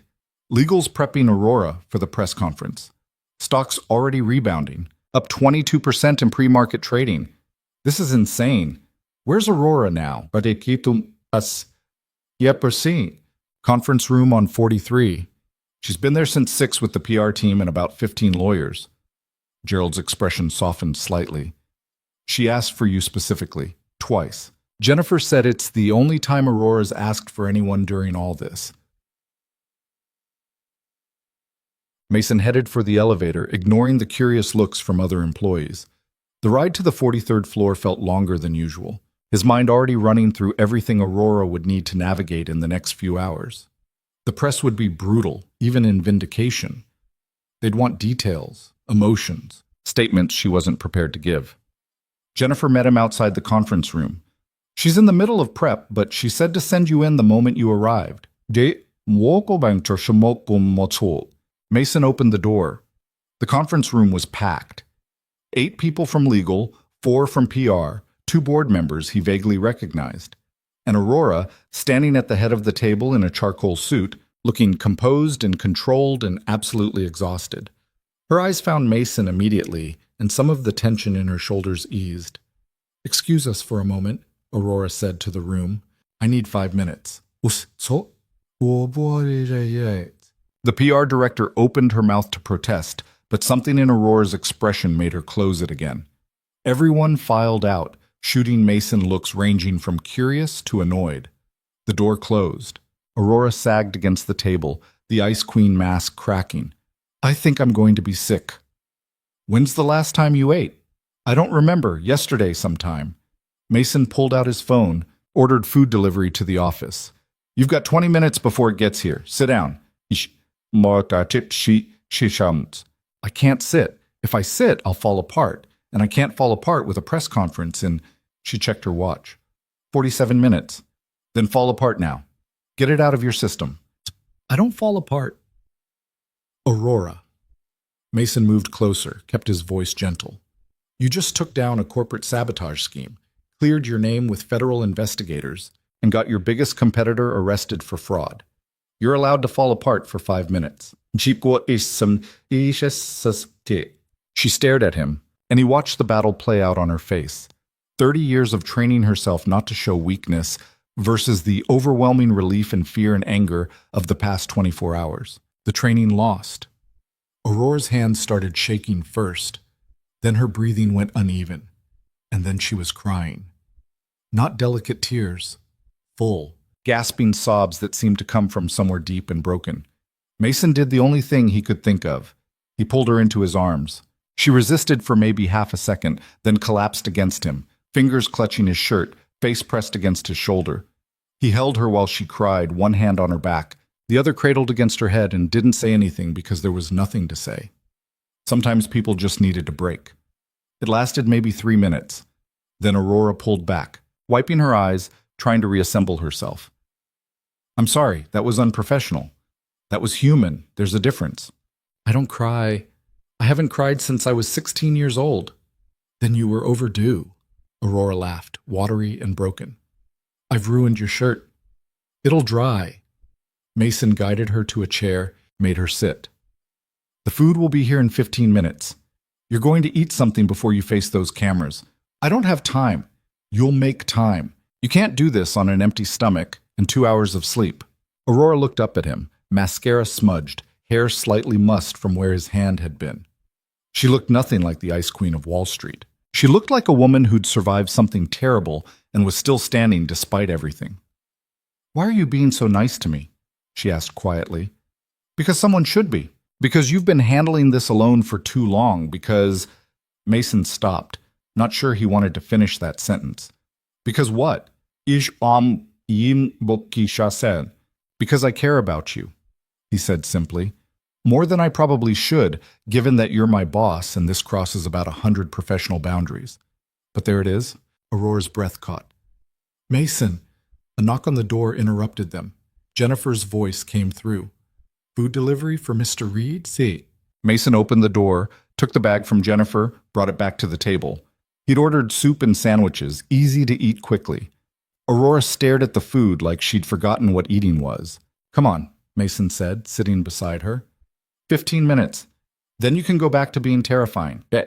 She picked up the soup, took a tentative sip, then seemed to realize how hungry she actually was. They ate in silence for a few minutes, the chaos of the morning temporarily held at bay by the simple act of sharing a meal. "I meant what I said last night," Aurora said eventually, "about not knowing what I would have done without you here. You would have been fine. You're always fine, Book." "No, I'm always functional. That's different." She set down her spoon, met his eyes. "I've spent my entire life being functional instead of fine, building walls instead of relationships, controlling everything because I was terrified of what would happen if I let go. She paused. And then you showed up and refused to be controlled, and it made me furious and fascinated. And eventually, she stopped. Eventually what? Hey. Eventually it made me realize I've been living half a life, building an empire while missing the entire point. Mason's chest felt tight. Aurora, I'm not asking you for anything, she said quickly. I know you're not ready for this. You've got Ellie, and she has to come first. I understand that. I respect that. I'm just telling you the truth for once, instead of hiding behind corporate strategy and professional distance. Before Mason could figure out how to respond, the door opened. The PR director stuck her head in, expression apologetic but firm. Ms. Vale, we really need to finish prep. The press conference is in 30 minutes. Aurora stood, smoothed her suit, transformed back into the Ice Queen so quickly it was almost frightening. I'll be right there. She looked at Mason. Will you stay during the conference? Do you want me to? Yes. Then I'll stay. The press conference was held in Vale Technologies' main presentation hall, a sleek space with enough room for about 200 people. Every seat was filled with reporters. Cameras lined the back wall, and the energy in the room felt predatory. Mason stood off to the side with other company executives, watching Aurora take her position at the podium. She looked calm, controlled, every inch the billionaire CEO who'd built an empire from nothing. Good morning, Aurora said, her voice carrying clearly through the room. I'm sure you all have questions. I'll make a brief statement, then take a few. She spoke for exactly 4 minutes, outlining the investigation, the evidence of sabotage, Rothman's arrest. Her tone was professional, her delivery flawless. She gave them facts without emotion, data without drama. The reporters started shouting questions before she finished. Ms. Vale, how did you discover the fraud? Through internal analysis and cooperation with federal investigators. Do you plan to sue Hexagon Industries? My legal team is exploring all options. How does it feel to be vindicated after weeks of accusations? Aurora paused, and for just a moment, her Ice Queen mask slipped. It feels like surviving something I shouldn't have had to survive in the first place. Her eyes found Mason in the crowd, held for just a second, then moved on. Will this change how you run Vale Technologies? Yes, Aurora said, and Mason heard something new in her voice, something softer. I'm implementing new oversight protocols, expanding our ethics compliance department, and establishing a whistleblower protection program. What happened here should never happen to anyone else. The questions continued for another 20 minutes. Aurora handled them all with the same controlled precision, never losing composure, never showing weakness. But Mason saw the exhaustion in the set of her shoulders, the tension in her jaw. Finally, the PR director stepped forward. That's all the time we have. Thank you for coming. Amen. The reporters shouted more questions as Aurora left the podium, but she ignored them, heading straight for the exit. Mason followed, along with Gerald and the PR team. In the elevator, Aurora closed her eyes, leaned against the wall. How did I do? You were perfect, the PR director said. That's not what I asked. Aurora's eyes opened, found Mason. How did I do? You were honest, Mason said. That was better than perfect. The elevator reached the 43rd floor. Everyone scattered to their various tasks, leaving Mason and Aurora alone in the hallway outside her office. I need about 20 minutes to handle some calls, Aurora said. But after that, I'm going home. I haven't slept in my own bed in 2 days. She paused. Would you want to have dinner tonight? Nothing fancy, just food and maybe conversation that isn't about fraud investigations. Mason thought about his carefully maintained boundaries, his strict schedule, the walls he'd built around his life. Thought about Ellie asking if he'd give Aurora a hug because hugs helped when people were mean. I can't tonight. Ellie has therapy at 4, and I need to be there for her.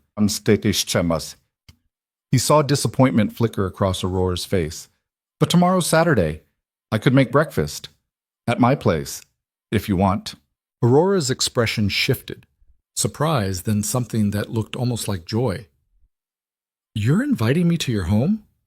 Yeah, fair warning, it's small and nothing fancy, and Ellie will be there, So you'll have to be okay with cartoons and possible awkward silence. I would love that. What time? 9? That gives me time to get Ellie up and somewhat presentable. 9 is perfect. Aurora smiled, and it was nothing like her Ice Queen smile. It was real and a little uncertain and absolutely beautiful. Thank you, Mason. For what? For not giving up on me. She disappeared into her office before he could respond. Mason stood in the hallway for a moment, processing what he'd just done. He'd invited Aurora Vale, Billionaire CEO, his boss, the woman who terrified board members, to have breakfast with him and his traumatized 6-year-old daughter in his tiny apartment. Either this was the best decision he'd ever made or the worst. He went back to his desk, tried to focus on work, failed completely. His mind kept circling back to that moment in the conference room when Aurora had broken down in his arms. The way she'd felt small and human and nothing like the untouchable force everyone thought she was. At 5:15, he packed up, headed out. Gerald caught him by the elevator again. So, Gerald said, trying and failing to look casual. You and Aurora are definitely a thing now, right? We're not a thing, but you stayed late with her last night. She cried during your private meeting this morning.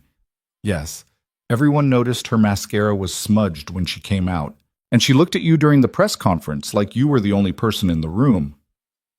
Gerald raised an eyebrow. That's a thing. That's complicated.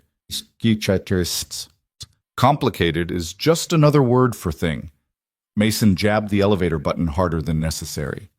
I'm helping her through a rough situation, that's all. Keep telling yourself that. The elevator arrived. Gerald held the door. For what it's worth, I've worked for Aurora for 5 years. I've never seen her look at anyone the way she looks at you. Like you're not something to acquire or control. Like you're just someone she wants to be around. The door closed before Mason could figure out how to respond to that. Therapy with Ellie went better than expected. Dr. Morrison was pleased with her progress, said the new program Aurora had funded was opening in 3 weeks and had space for Ellie if Mason wanted to transfer her. What do you think? Mason asked Ellie on the drive home. Want to try the new place? Ellie was quiet for a moment, then nodded. Yeah. You sure? Another nod, more certain this time. Okay, we'll do it. That night, after dinner and cartoons and tucking Ellie in, Mason sat on the couch and let himself actually think about tomorrow. About Aurora coming to his home, meeting his daughter, seeing the life he'd built outside the corporate world. It felt terrifying and right in equal measure. His phone buzzed. Text from Aurora. Is 9 still okay? I can come later if that's easier. 9's perfect. Should I bring anything? Mason thought about that. Thought about Aurora and her expensive suits, her luxury cars, her world of private jets and board meetings. Just yourself. And maybe lower your expectations. My apartment isn't exactly billionaire friendly. I grew up in foster care, Mason. I've seen worse than a small apartment. Besides, I'm not coming for the real estate. I'm coming for the company. Fair warning, Ellie might not talk much. She's still working through things. That's okay. I'm not great at talking either. We'll figure it out together. Mason stared at that message for a long time. We'll figure it out together. When was the last time someone had offered to figure things out with him, instead of expecting him to handle everything alone? See you tomorrow, he typed. I'm looking forward to it. More than I probably should be. Yeah, me too. He put the phone down, looked around his small living room with fresh eyes. The IKEA furniture, the crayon drawings on the walls, the worn couch that had seen better days. It wasn't much, but it was home. And tomorrow, for the first time since Sarah died, he was inviting someone new into that home. Someone who'd seen him at his most stressed and hadn't flinched. Someone who'd cried on his shoulder and trusted him with her vulnerability. Someone who was starting to feel like more than just his boss. Mason cleaned the apartment, not frantically, just putting things in order. He planned a simple breakfast menu. Pancakes, bacon, fruit, coffee. Nothing fancy, but solid. He checked to make sure there was enough syrup, enough eggs, enough of everything. Around midnight, he finally went to bed, but sleep took a long time to come. His mind kept running through scenarios, imagining how the morning might go. Ellie might refuse to come out of her room. Aurora might realize how different their worlds were and regret coming. Something might go wrong in 100 different ways, or maybe, just maybe, it would be okay. He woke at 7. 0 a.m. to sunlight streaming through the bedroom window and Ellie standing beside his bed, rabbit clutched in her arms. Daddy? Her voice was soft. Is the lady coming today? Mason sat up. Yeah, kiddo, my boss is coming for breakfast. Is that okay? Ellie considered this seriously. Is she still sad? A little. She had a hard week. Then we should be nice to her. Absolutely. We'll be very nice. Can I help make breakfast? Mason's chest felt warm. Yeah, you can help. They spent the next hour cooking together. Ellie mixed the pancake batter while Mason handled the bacon. She set the table with mismatched plates and napkins folded carefully. She even put out the nice syrup instead of the cheap stuff. At 8:45, Mason's phone buzzed. I'm downstairs. Is it okay to come up? Yeah. 4th floor, apartment 4B. He heard the knock exactly 3 minutes later. Mason opened the door, and his breath caught a little. Aurora stood in the hallway wearing jeans and a simple sweater, her hair down instead of pulled back, no makeup except for maybe lip gloss. She looked younger like this, more uncertain, more human. Hi, she said. Hi, come in. Aurora stepped into the apartment, and Mason watched her take it in. The small space, the crayon drawings, the mismatched furniture. Her expression didn't change, but something in her eyes softened. It's perfect, she said quietly. Ellie appeared from the kitchen, still holding her rabbit, studying Aurora with the serious intensity that only 6-year-olds could manage. Aurora knelt down to Ellie's eye level. Hi, you must be Ellie. I'm Aurora. Your dad talks about you all the time. Ellie didn't respond, but she didn't run away either. Progress. She's a little shy, Mason said. That's okay. I'm a little shy too. Aurora smiled at Ellie. Is that your rabbit? Ellie nodded, held the rabbit out slightly. He's very nice. Does he have a name? Mr. Hoppy, Ellie whispered. Aurora's smile widened. That's an excellent name. They stood there for a moment, Ellie and Aurora just looking at each other, some kind of understanding passing between them that Mason couldn't quite name. Then Ellie reached out and took Aurora's hand. We made pancakes. Do you like pancakes? Aurora's eyes went bright, and Mason realized she was fighting back tears. I love pancakes. Ellie led her to the kitchen, chattering quietly about the breakfast preparations, and Mason followed, feeling like he was watching something important happen, but not quite understanding what it was. They ate together at the small kitchen table, elbows almost touching because there wasn't much space. Aurora asked Ellie about school, about her favorite cartoons, about Mr. Hoppy's adventures. Ellie answered in whispers at first, then in full sentences, then in excited bursts of information. Mason watched them and felt something in his chest crack open, something that had been locked tight since Sarah died. The possibility that maybe his life didn't have to stay frozen in grief forever, that maybe there was room for something new without erasing what he'd lost. After breakfast, Ellie showed Aurora her drawings, every single one taped to the living room walls, narrating the story behind each picture. Aurora listened with genuine interest, asked questions, praised the use of color. Around 11, Ellie yawned, the excitement catching up to her. Can I watch cartoons? Yeah, kiddo, go ahead. Ellie curled up on the couch with Mr. Hoppy, and Mason and Aurora moved to the kitchen, cleaning up the breakfast dishes in comfortable silence. She's amazing, Aurora said quietly, drying a plate. You've done such a good job with her. Most days it doesn't feel like I'm doing a good job. It feels like I'm barely holding it together. That's what good parenting looks like. At least that's what I imagine it looks like. Aurora set down the towel, turned to face him. Thank you for letting me be part of this. Part of your real life, not just the corporate version. Thank you for coming. They stood there in the small kitchen, and Mason could feel the weight of everything unspoken between them. All the careful boundaries they'd maintained, all the professional distance they'd tried to keep. Mason, Aurora said, her voice barely above a whisper, I know this is complicated. I know you're not ready for anything serious. I know Ellie has to come first, but I need you to know that being here this morning with you and your daughter feels more real than anything I've experienced in the past 30 years. Mason's heart was beating too fast. Aurora, you don't have to say anything. I just needed you to know. What? But before he could figure out how to respond, Ellie's voice called from the living room. Aurora, Can you come watch cartoons with me? Aurora's expression shifted, surprise and something almost like joy flooding her face. Would you like me to? Yes, Daddy always falls asleep during cartoons. You seem like you'd stay awake. Aurora laughed. A real, genuine laugh that Mason had never heard before. I'll do my best. She joined Ellie on the couch, and Ellie immediately scooted closer to her, sharing the blanket. Mason watched them from the kitchen doorway. These two people who should never have ended up in his living room together, somehow fitting perfectly into the space. And for the first time in 2 years, Mason let himself imagine a future that looked different from just surviving. A future that maybe, possibly, looked like living. Aurora stayed until almost 2 that afternoon, and when she finally left, Ellie hugged her goodbye without being asked, just wrapped her small arms around Aurora's waist and held on for a moment before disappearing back to her room with Mr. Hoppy. Mason walked Aurora to the door, neither of them quite ready for the morning to end. She hugged me, Aurora said, her voice thick with emotion. She barely knows me, and she hugged me. You made her feel safe. Kids know when someone's genuine. Aurora looked at him, and there was something raw in her expression. Can I come back? Not to your apartment necessarily, but just, can I be part of this, part of your lives? Mason knew he should be careful, should think about all the complications and professional boundaries, and the fact that Ellie was just starting to heal.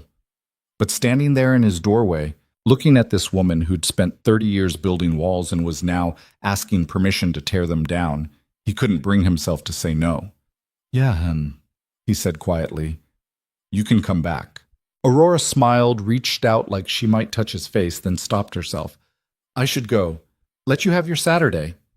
Aurora? She paused halfway down the hallway. Thank you for being patient with her, with us.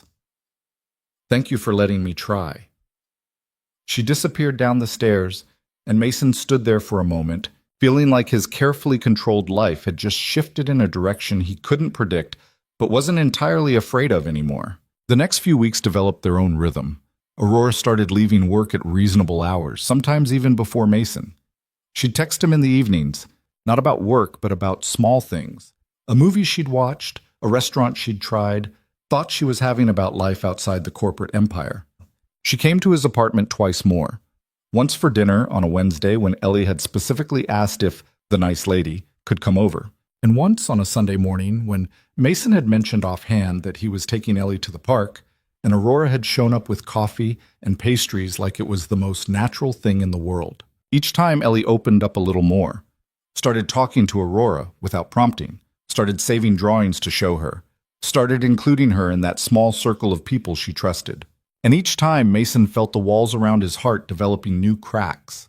At work, nothing changed and everything changed. Aurora was still the demanding CEO who terrified board members. Mason still left at exactly 5:30 every day. But there were moments now, brief conversations in hallways, shared looks during meetings when someone said something particularly stupid. That felt different. Felt like they were building something that existed outside the corporate hierarchy. Gerald noticed, of course. You're smiling more, he said one Thursday afternoon, cornering Mason by the coffee machine. It's unsettling. I smile. Not like this. This is like actual happiness. It's weird on you. Gerald poured his coffee, studied Mason's face. Things are good with Aurora? Things are complicated with Aurora.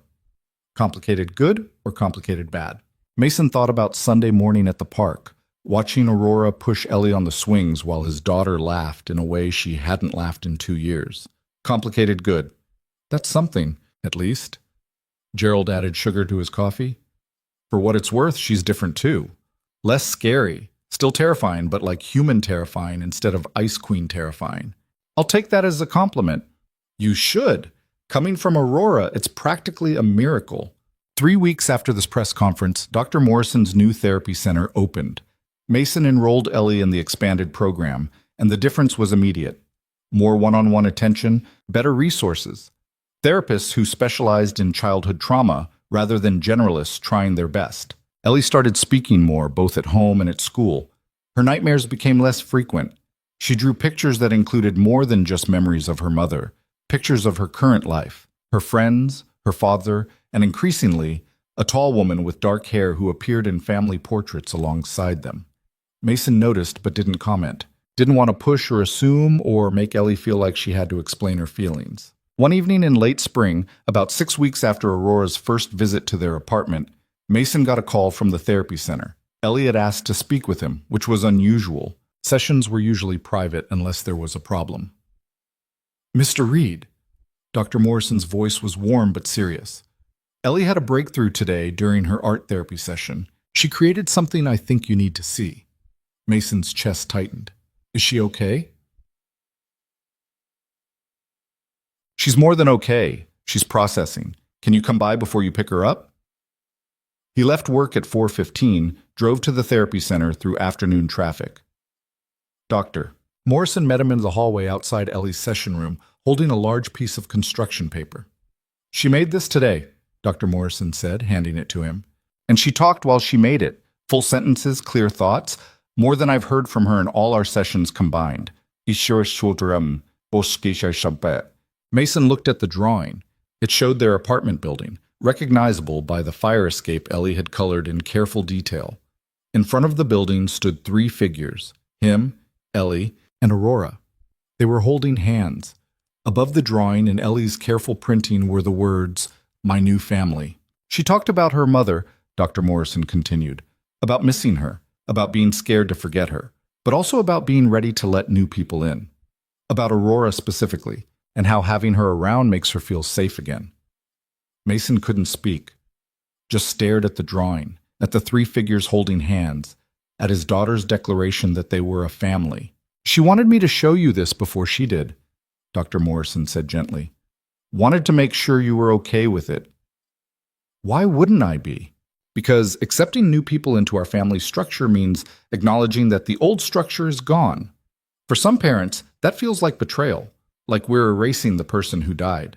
Mason thought about Sarah, about the wife who'd loved Ellie more than life itself, about the woman who'd literally died trying to save their daughter. Sarah would want this, would want Ellie to be happy, to feel safe, to have people who love her. She wouldn't see this as betrayal. She'd see it as Ellie healing. That's exactly what I hoped you'd say, Doctor. Morrison smiled. You can go get her now. She's waiting. Ellie was in the main playroom, sitting on a beanbag chair with Mr. Hoppy. She looked up when Mason entered, her expression uncertain. Dr. Morrison showed me your drawing, Mason said, sitting beside her. It's beautiful. Are you mad? Why would I be mad? Because I made Aurora part of our family, and I didn't ask first. Ellie's voice was small. And because maybe it means I'm forgetting Mommy. Mason pulled her close. You could never forget Mommy. She's part of you, part of who you are. But having Aurora in our lives doesn't erase Mom. It just means we have more love now, instead of only missing what we lost. Really? Really. And I'm not mad. I'm happy that you feel safe with Aurora, that you want her around. Ellie was quiet for a moment. Then, do you want her around? The question was more complicated than it should have been. Did he want Aurora around?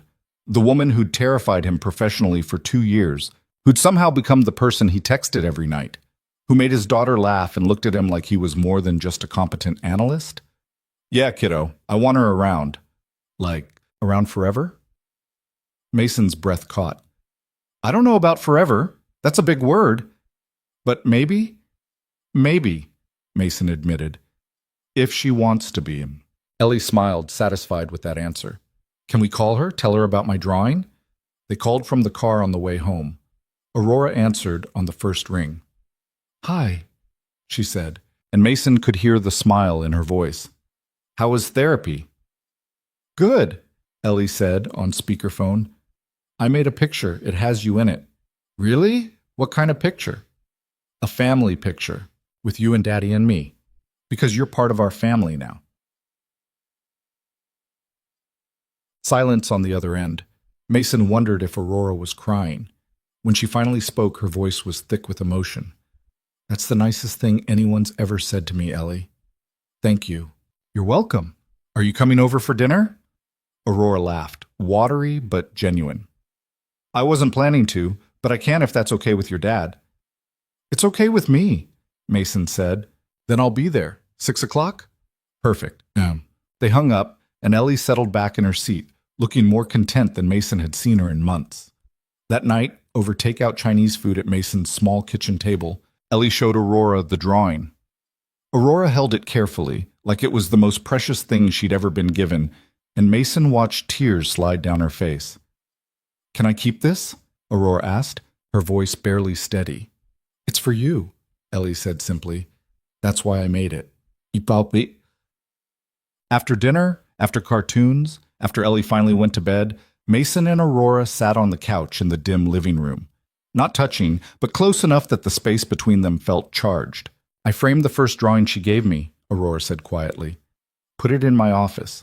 Gerald asked if it was from a niece, and I told him no, just someone important. You don't have to explain." "I want to." Aurora turned to face him.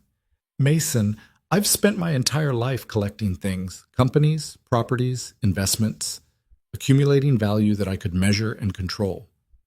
But being here, with you and Ellie, I'm realizing that the most valuable things can't be measured, can't be acquired or controlled. They can only be earned through showing up and being present and hoping you're enough." Must. You're more than enough. Am I? Aurora's voice cracked slightly. "I don't know how to be in a family. Don't know how to be vulnerable without it feeling dangerous. Don't know how to love people without trying to fix everything for them or control every variable." "None of us know how to do this perfectly," Mason said. "I'm figuring it out as I go too. Making mistakes, trying again, hoping I'm not screwing up my kid too badly." "But you're her father. You belong in her life automatically. Aurora stopped. "I'm just someone who wants to be here but doesn't know if I have the right to be." Mason reached out, took her hand. The first time he'd deliberately touched her since that day in the conference room when she'd cried on his shoulder.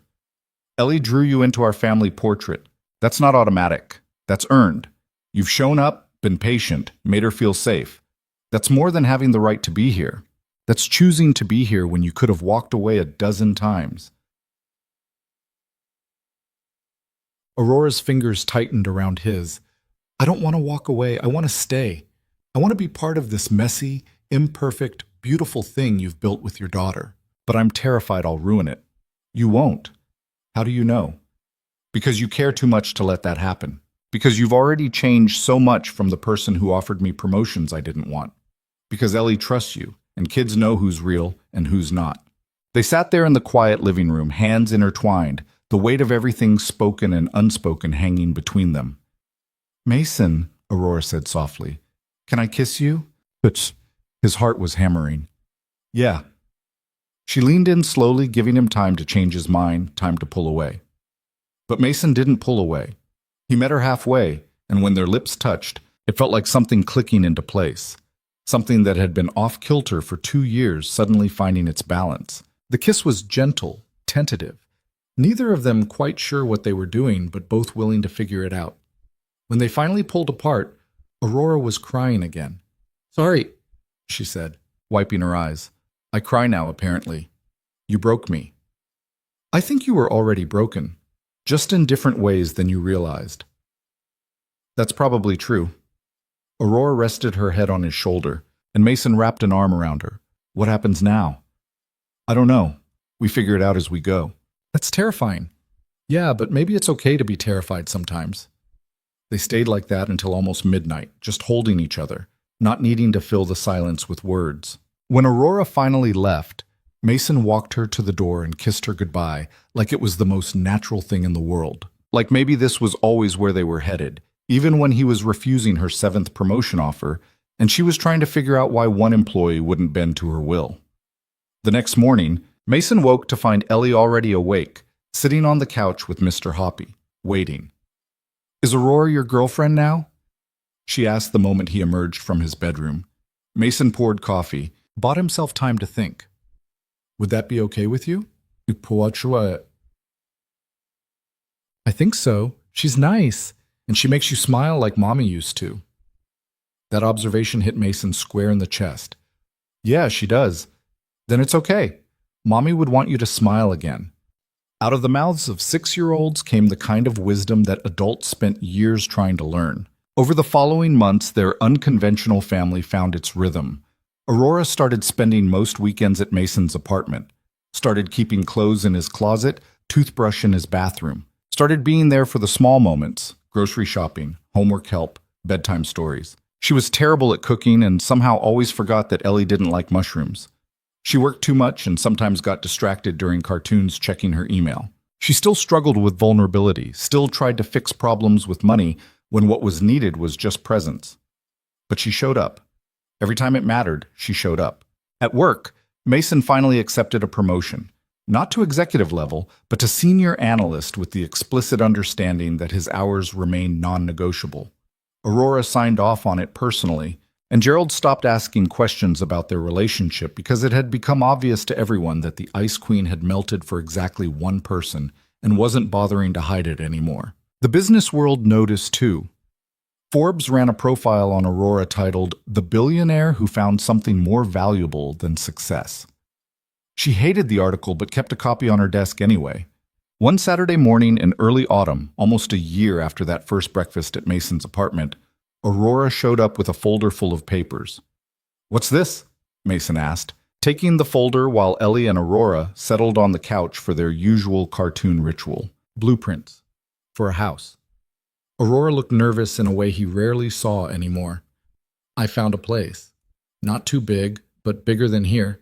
3 bedrooms, yard for Ellie, garage for your ancient car. 20 minutes from both our offices and 15 from her school." Mason's heart was racing. "Aurora!" "I'm not asking you to marry me," she said quickly. "Not yet. Not until you're ready. But I'm asking if maybe we could build something together that's ours. Not my penthouse, not your apartment. Something we choose together." Ellie looked up from the TV. "Does it have room for a dog?" Aurora laughed. "Yes, it has room for a dog." "Then we should do it." Ellie said it with the absolute certainty only children possessed, then went back to her cartoons like she hadn't just casually endorsed the biggest life change they'd faced since Sarah died. Mason looked at the blueprints, at the house that Aurora had somehow found that would fit all 3 of them. "You really want this? Dachi great Balmo-san. I've never wanted anything more, except maybe you and Ellie, and I already have that." Aurora's voice was soft. "I spent 30 years building an empire because I didn't think I deserved anything smaller or more personal. Didn't think I was capable of the kind of love that fits in a house with a yard and cartoon marathons and dogs. But you showed me I was wrong. You both did." Mason set down the blueprints, pulled Aurora close, kissed her, while Ellie made exaggerated gagging sounds from the couch. "Yeah," he said when they pulled apart. "Let's build something together." The house closed escrow in December. They moved in on a Saturday, the 3 of them plus Mrs. Chen, who insisted on helping and kept crying about how much she'd miss having Ellie next door. Aurora hired movers for the heavy furniture, but insisted they unpack the personal things themselves. "This has to feel like ours," she said, carefully placing Ellie's drawings on the refrigerator in their new kitchen. "Not something my money bought, something we built." That night, after the movers left and most of the boxes were still unpacked, they ordered pizza and sat on the floor of their empty living room eating straight from the box. "This is the best house ever," Ellie declared, tomato sauce on her chin. "Can we get the dog tomorrow?" "Next week," Mason said. "We need to finish unpacking first. And dog-proof the house," Aurora added, "which apparently is a whole thing I need to research. But you've acquired billion-dollar companies. You can handle dog-proofing. Billion-dollar companies don't chew shoes or have accidents on expensive rugs. We don't have expensive rugs." "We will. I'm buying expensive rugs." "Aurora." "What?" "I'm allowed to contribute furniture." They bickered good-naturedly while Ellie finished her pizza, and Mason felt something settle in his chest that he thought was gone forever. Not just contentment, not just survival, actual happiness. The kind of happiness that came from sitting on the floor of a new house with pizza and boxes and 2 people who'd somehow become his entire world. Later, after Ellie went to bed in her new room, bigger than her old one, walls already covered in her artwork, Mason and Aurora stood in the empty master bedroom looking out at the yard. "I have something for you," Aurora said, pulling a small box from her pocket. Mason's heart stopped. Aurora, it's not what you think. Or maybe it is, but not yet. She opened the box. Inside was a key. This is for my office, the private one, not the building access. I want you to have it. Want you to be able to come find me when I'm working too late. When I forget that there's more to life than quarterly earnings. Mason took the key, turned it over in his hand. Mason took the app. That's surprisingly metaphorical for someone who claims to hate sentimentality. I've been spending too much time with you. It's making me soft. But she was smiling. I have the key to this house. Seems fair that you have the key to the part of my life I used to keep separate. No more separation? No more separations, Aurora confirmed. You're in everything now. My work, my home, my future, all of it. Mason pulled her close, held her against him while the autumn wind rattled the windows of their new house. For what it's worth, you're in everything for me too. Have been for a while now. Even though I'm difficult and controlling and terrible at remembering that Ellie doesn't like mushrooms? Especially because of that, Mace. They stood there in the empty bedroom, two people who should never have worked but somehow did, building something neither of them had known they needed until they found it. 3 years later, on a warm summer evening, Aurora threw an event at their house. Not a corporate gala or business function, a celebration for the Brightwater Foundation, the expanded version of Dr. Morrison's therapy center that now operated in 5 cities and had helped over 2,000 children dealing with trauma and loss. The backyard was full of people, families who'd been helped by the program, therapists and donors and board members. Gerald was there with his wife. Mrs. Chen brought her knitting. Ellie, now 9 and startlingly confident, gave a short speech about how therapy had helped her heal after her mother died. Mason stood beside Aurora, watching his daughter speak to a crowd of strangers without fear, and felt his chest swell with pride. "She's incredible," Aurora whispered. "She is. We did okay, didn't we? With all this?" Mason looked around the yard at the life they'd built, the people they'd helped, the family they'd become. "Yeah, we did okay." That night, after everyone left and Ellie went to bed exhausted but happy, Mason and Aurora sat on their back porch with their dog. A golden retriever named Pancake that Ellie had named sprawled at their feet. "I need to tell you something," Aurora said. Mason's heart jumped. "Okay, I've been thinking about what I want my legacy to be. Not the companies or the money or the empire, but what I actually leave behind when I'm gone." She turned to face him, and I realized it's this, the foundation. Helping kids who've been through what Ellie went through, making sure they have resources and support and people who understand. That's a good legacy. I'm stepping back from Vail Technologies, not selling, but transitioning to chairman, letting Gerald take over as CEO. I want to run the foundation full time. Mason stared at her. "You're walking away from your company?" "I'm walking toward something that matters more." Aurora took his hand. "I spent 30 years building an empire because I thought that's what success looked like. But sitting here with you and Ellie and Pancake, I realize success looks different than I thought. It looks like making a difference, like using what I have to help people who need it, like being present for the life I've built instead of constantly chasing the next acquisition." "You're sure about this?" "More sure than I've been about anything." Aurora paused. "Except maybe one other thing." "What's that?" She pulled another small box from her pocket. This one Mason recognized. "I know we said we'd wait," Aurora said, opening the box to reveal a simple ring. "But I don't want to wait anymore. I want to marry you, Mason Reed. Want to officially become part of this family we've built. Want to stand up in front of everyone we love and promise that I'm in this forever." Each kiss. Mason's throat was tight. "You're proposing." "Yes. Is that okay? I know traditionally the man is supposed to—" "Aurora." He took the box from her, pulled her close. "Yes. Obviously yes." They kissed on their back porch while Pancake wagged his tail, and somewhere inside the house, their daughter slept peacefully in a room full of art and hope, and the kind of security that only comes from being genuinely loved. The wedding happened 3 months later, in the same backyard where Aurora had proposed. Small and simple, just close friends and family. Ellie was the flower girl and took her job extremely seriously. Mrs. Chen cried through the entire ceremony. Gerald gave a speech about how he'd watched the Ice Queen melt, and it had been both terrifying and beautiful. When Mason and Aurora exchanged vows, they didn't promise perfection. They promised to keep showing up, keep trying, keep choosing each other, even when it was difficult. Ellie stood beside them during the ceremony, holding both their hands, officially becoming part of something bigger than just father and daughter, becoming part of a family that had been built from grief and survival, and the kind of love that doesn't follow normal rules. At the reception, Mason danced with his daughter while Aurora watched from the sidelines, crying happy tears that she no longer tried to hide. "You okay?" Ellie asked, looking up at him. "Yeah, kiddo, I'm perfect. Mommy would be happy, right? That we have Aurora now?" Mason looked over at his new wife, standing with Dr. Morrison and talking animatedly about the Foundation's expansion plans. "Yeah, Mommy would be really happy." "Good, because I'm happy too. That's all that matters." Later that night, after the last guest left and Ellie finally crashed from too much cake and dancing, Mason and Aurora stood in their kitchen cleaning up. "So," Aurora said, putting away leftovers, "we did it. Actually got married. Apparently. How does it feel?"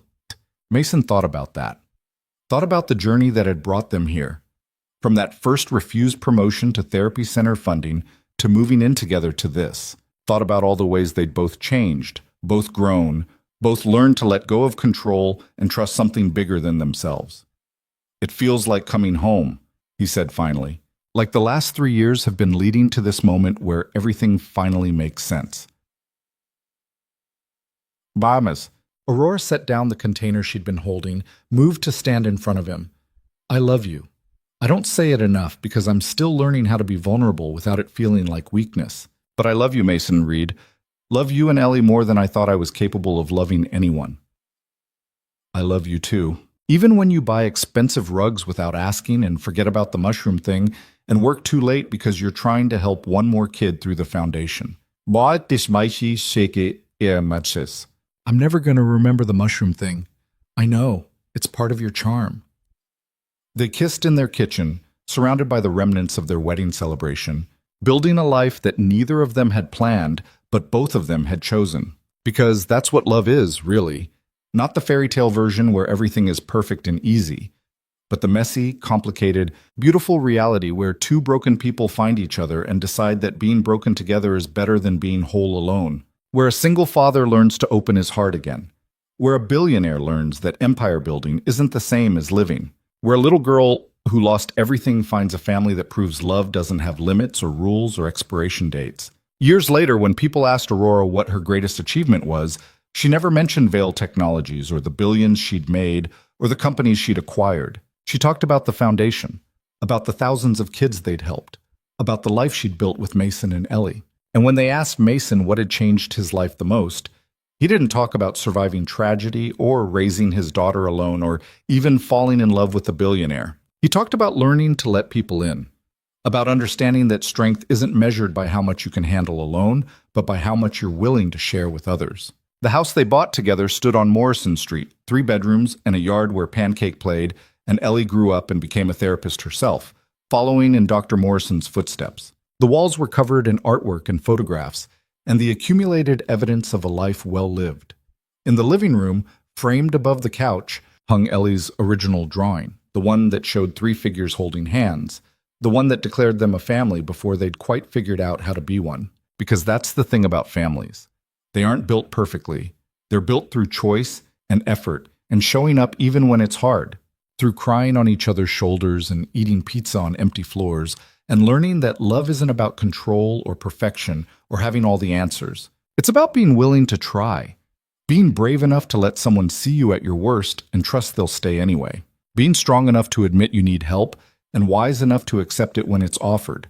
Mason and Aurora didn't save each other. That's not how real life works. But they showed up for each other, day after day, through hard moments and good ones. They built something together that was bigger than either of them alone. And in the end, isn't that what we're all looking for? Not someone to rescue us or complete us or make us perfect, but someone to stand beside us while we figure out how to be imperfectly, messily, beautifully human. Someone to hold our hand while we navigate grief and hope and all the complicated emotions in between. Someone to remind us that we're not alone, even when the world feels overwhelming. Someone to choose us again and again until choosing becomes as natural as breathing. That's what Mason found with Aurora. What Aurora found with Mason and Ellie. What they all found together in a small house on Morrison Street, building a life from the pieces of their broken pasts and the hope of their shared future. And sometimes, late at night when everyone else was asleep, Mason would stand in the doorway of Ellie's room watching her sleep peacefully, or sit on the porch with Aurora discussing foundation plans and life dreams. And he'd think about Sarah, about the wife he'd loved and lost, about how grief never really goes away but it does transform, how loving someone new doesn't erase the person you lost, how the heart has infinite capacity for love if we're brave enough to keep opening it. He'd think about that night in the parking lot when Aurora saw him at his lowest, and instead of looking away, decided to step closer. About all the moments that followed, the refused promotions, the therapy center funding, the fraud investigation, the first kiss, the proposal, the wedding. About how sometimes the people we need most show up in the most unexpected ways, and he'd feel grateful. Not for the tragedy that brought him here, but for the strength he'd found to keep going, for the courage to let someone new into his carefully guarded world, for the wisdom to understand that surviving isn't the same as living, and that sometimes the bravest thing you can do is choose to really live again. The lights in the house would glow warm against the Chicago night. Inside, a family that shouldn't have worked but did. A billionaire who learned that empires don't keep you warm at night. A father who learned to trust again. A daughter who learned that losing someone you love doesn't mean you'll lose everyone you love. And together they proved something that took all three of them to understand. That love isn't about finding someone perfect. It's about finding someone who makes you want to be better, who sees your broken pieces and doesn't flinch, who shows up for the small moments and the hard ones with equal dedication. It's about building something together, one imperfect day at a time, until you look around and realize you've created something beautiful from the ruins of what you lost. That's not the fairy tale ending. That's the real one. The one that matters. The one that lasts.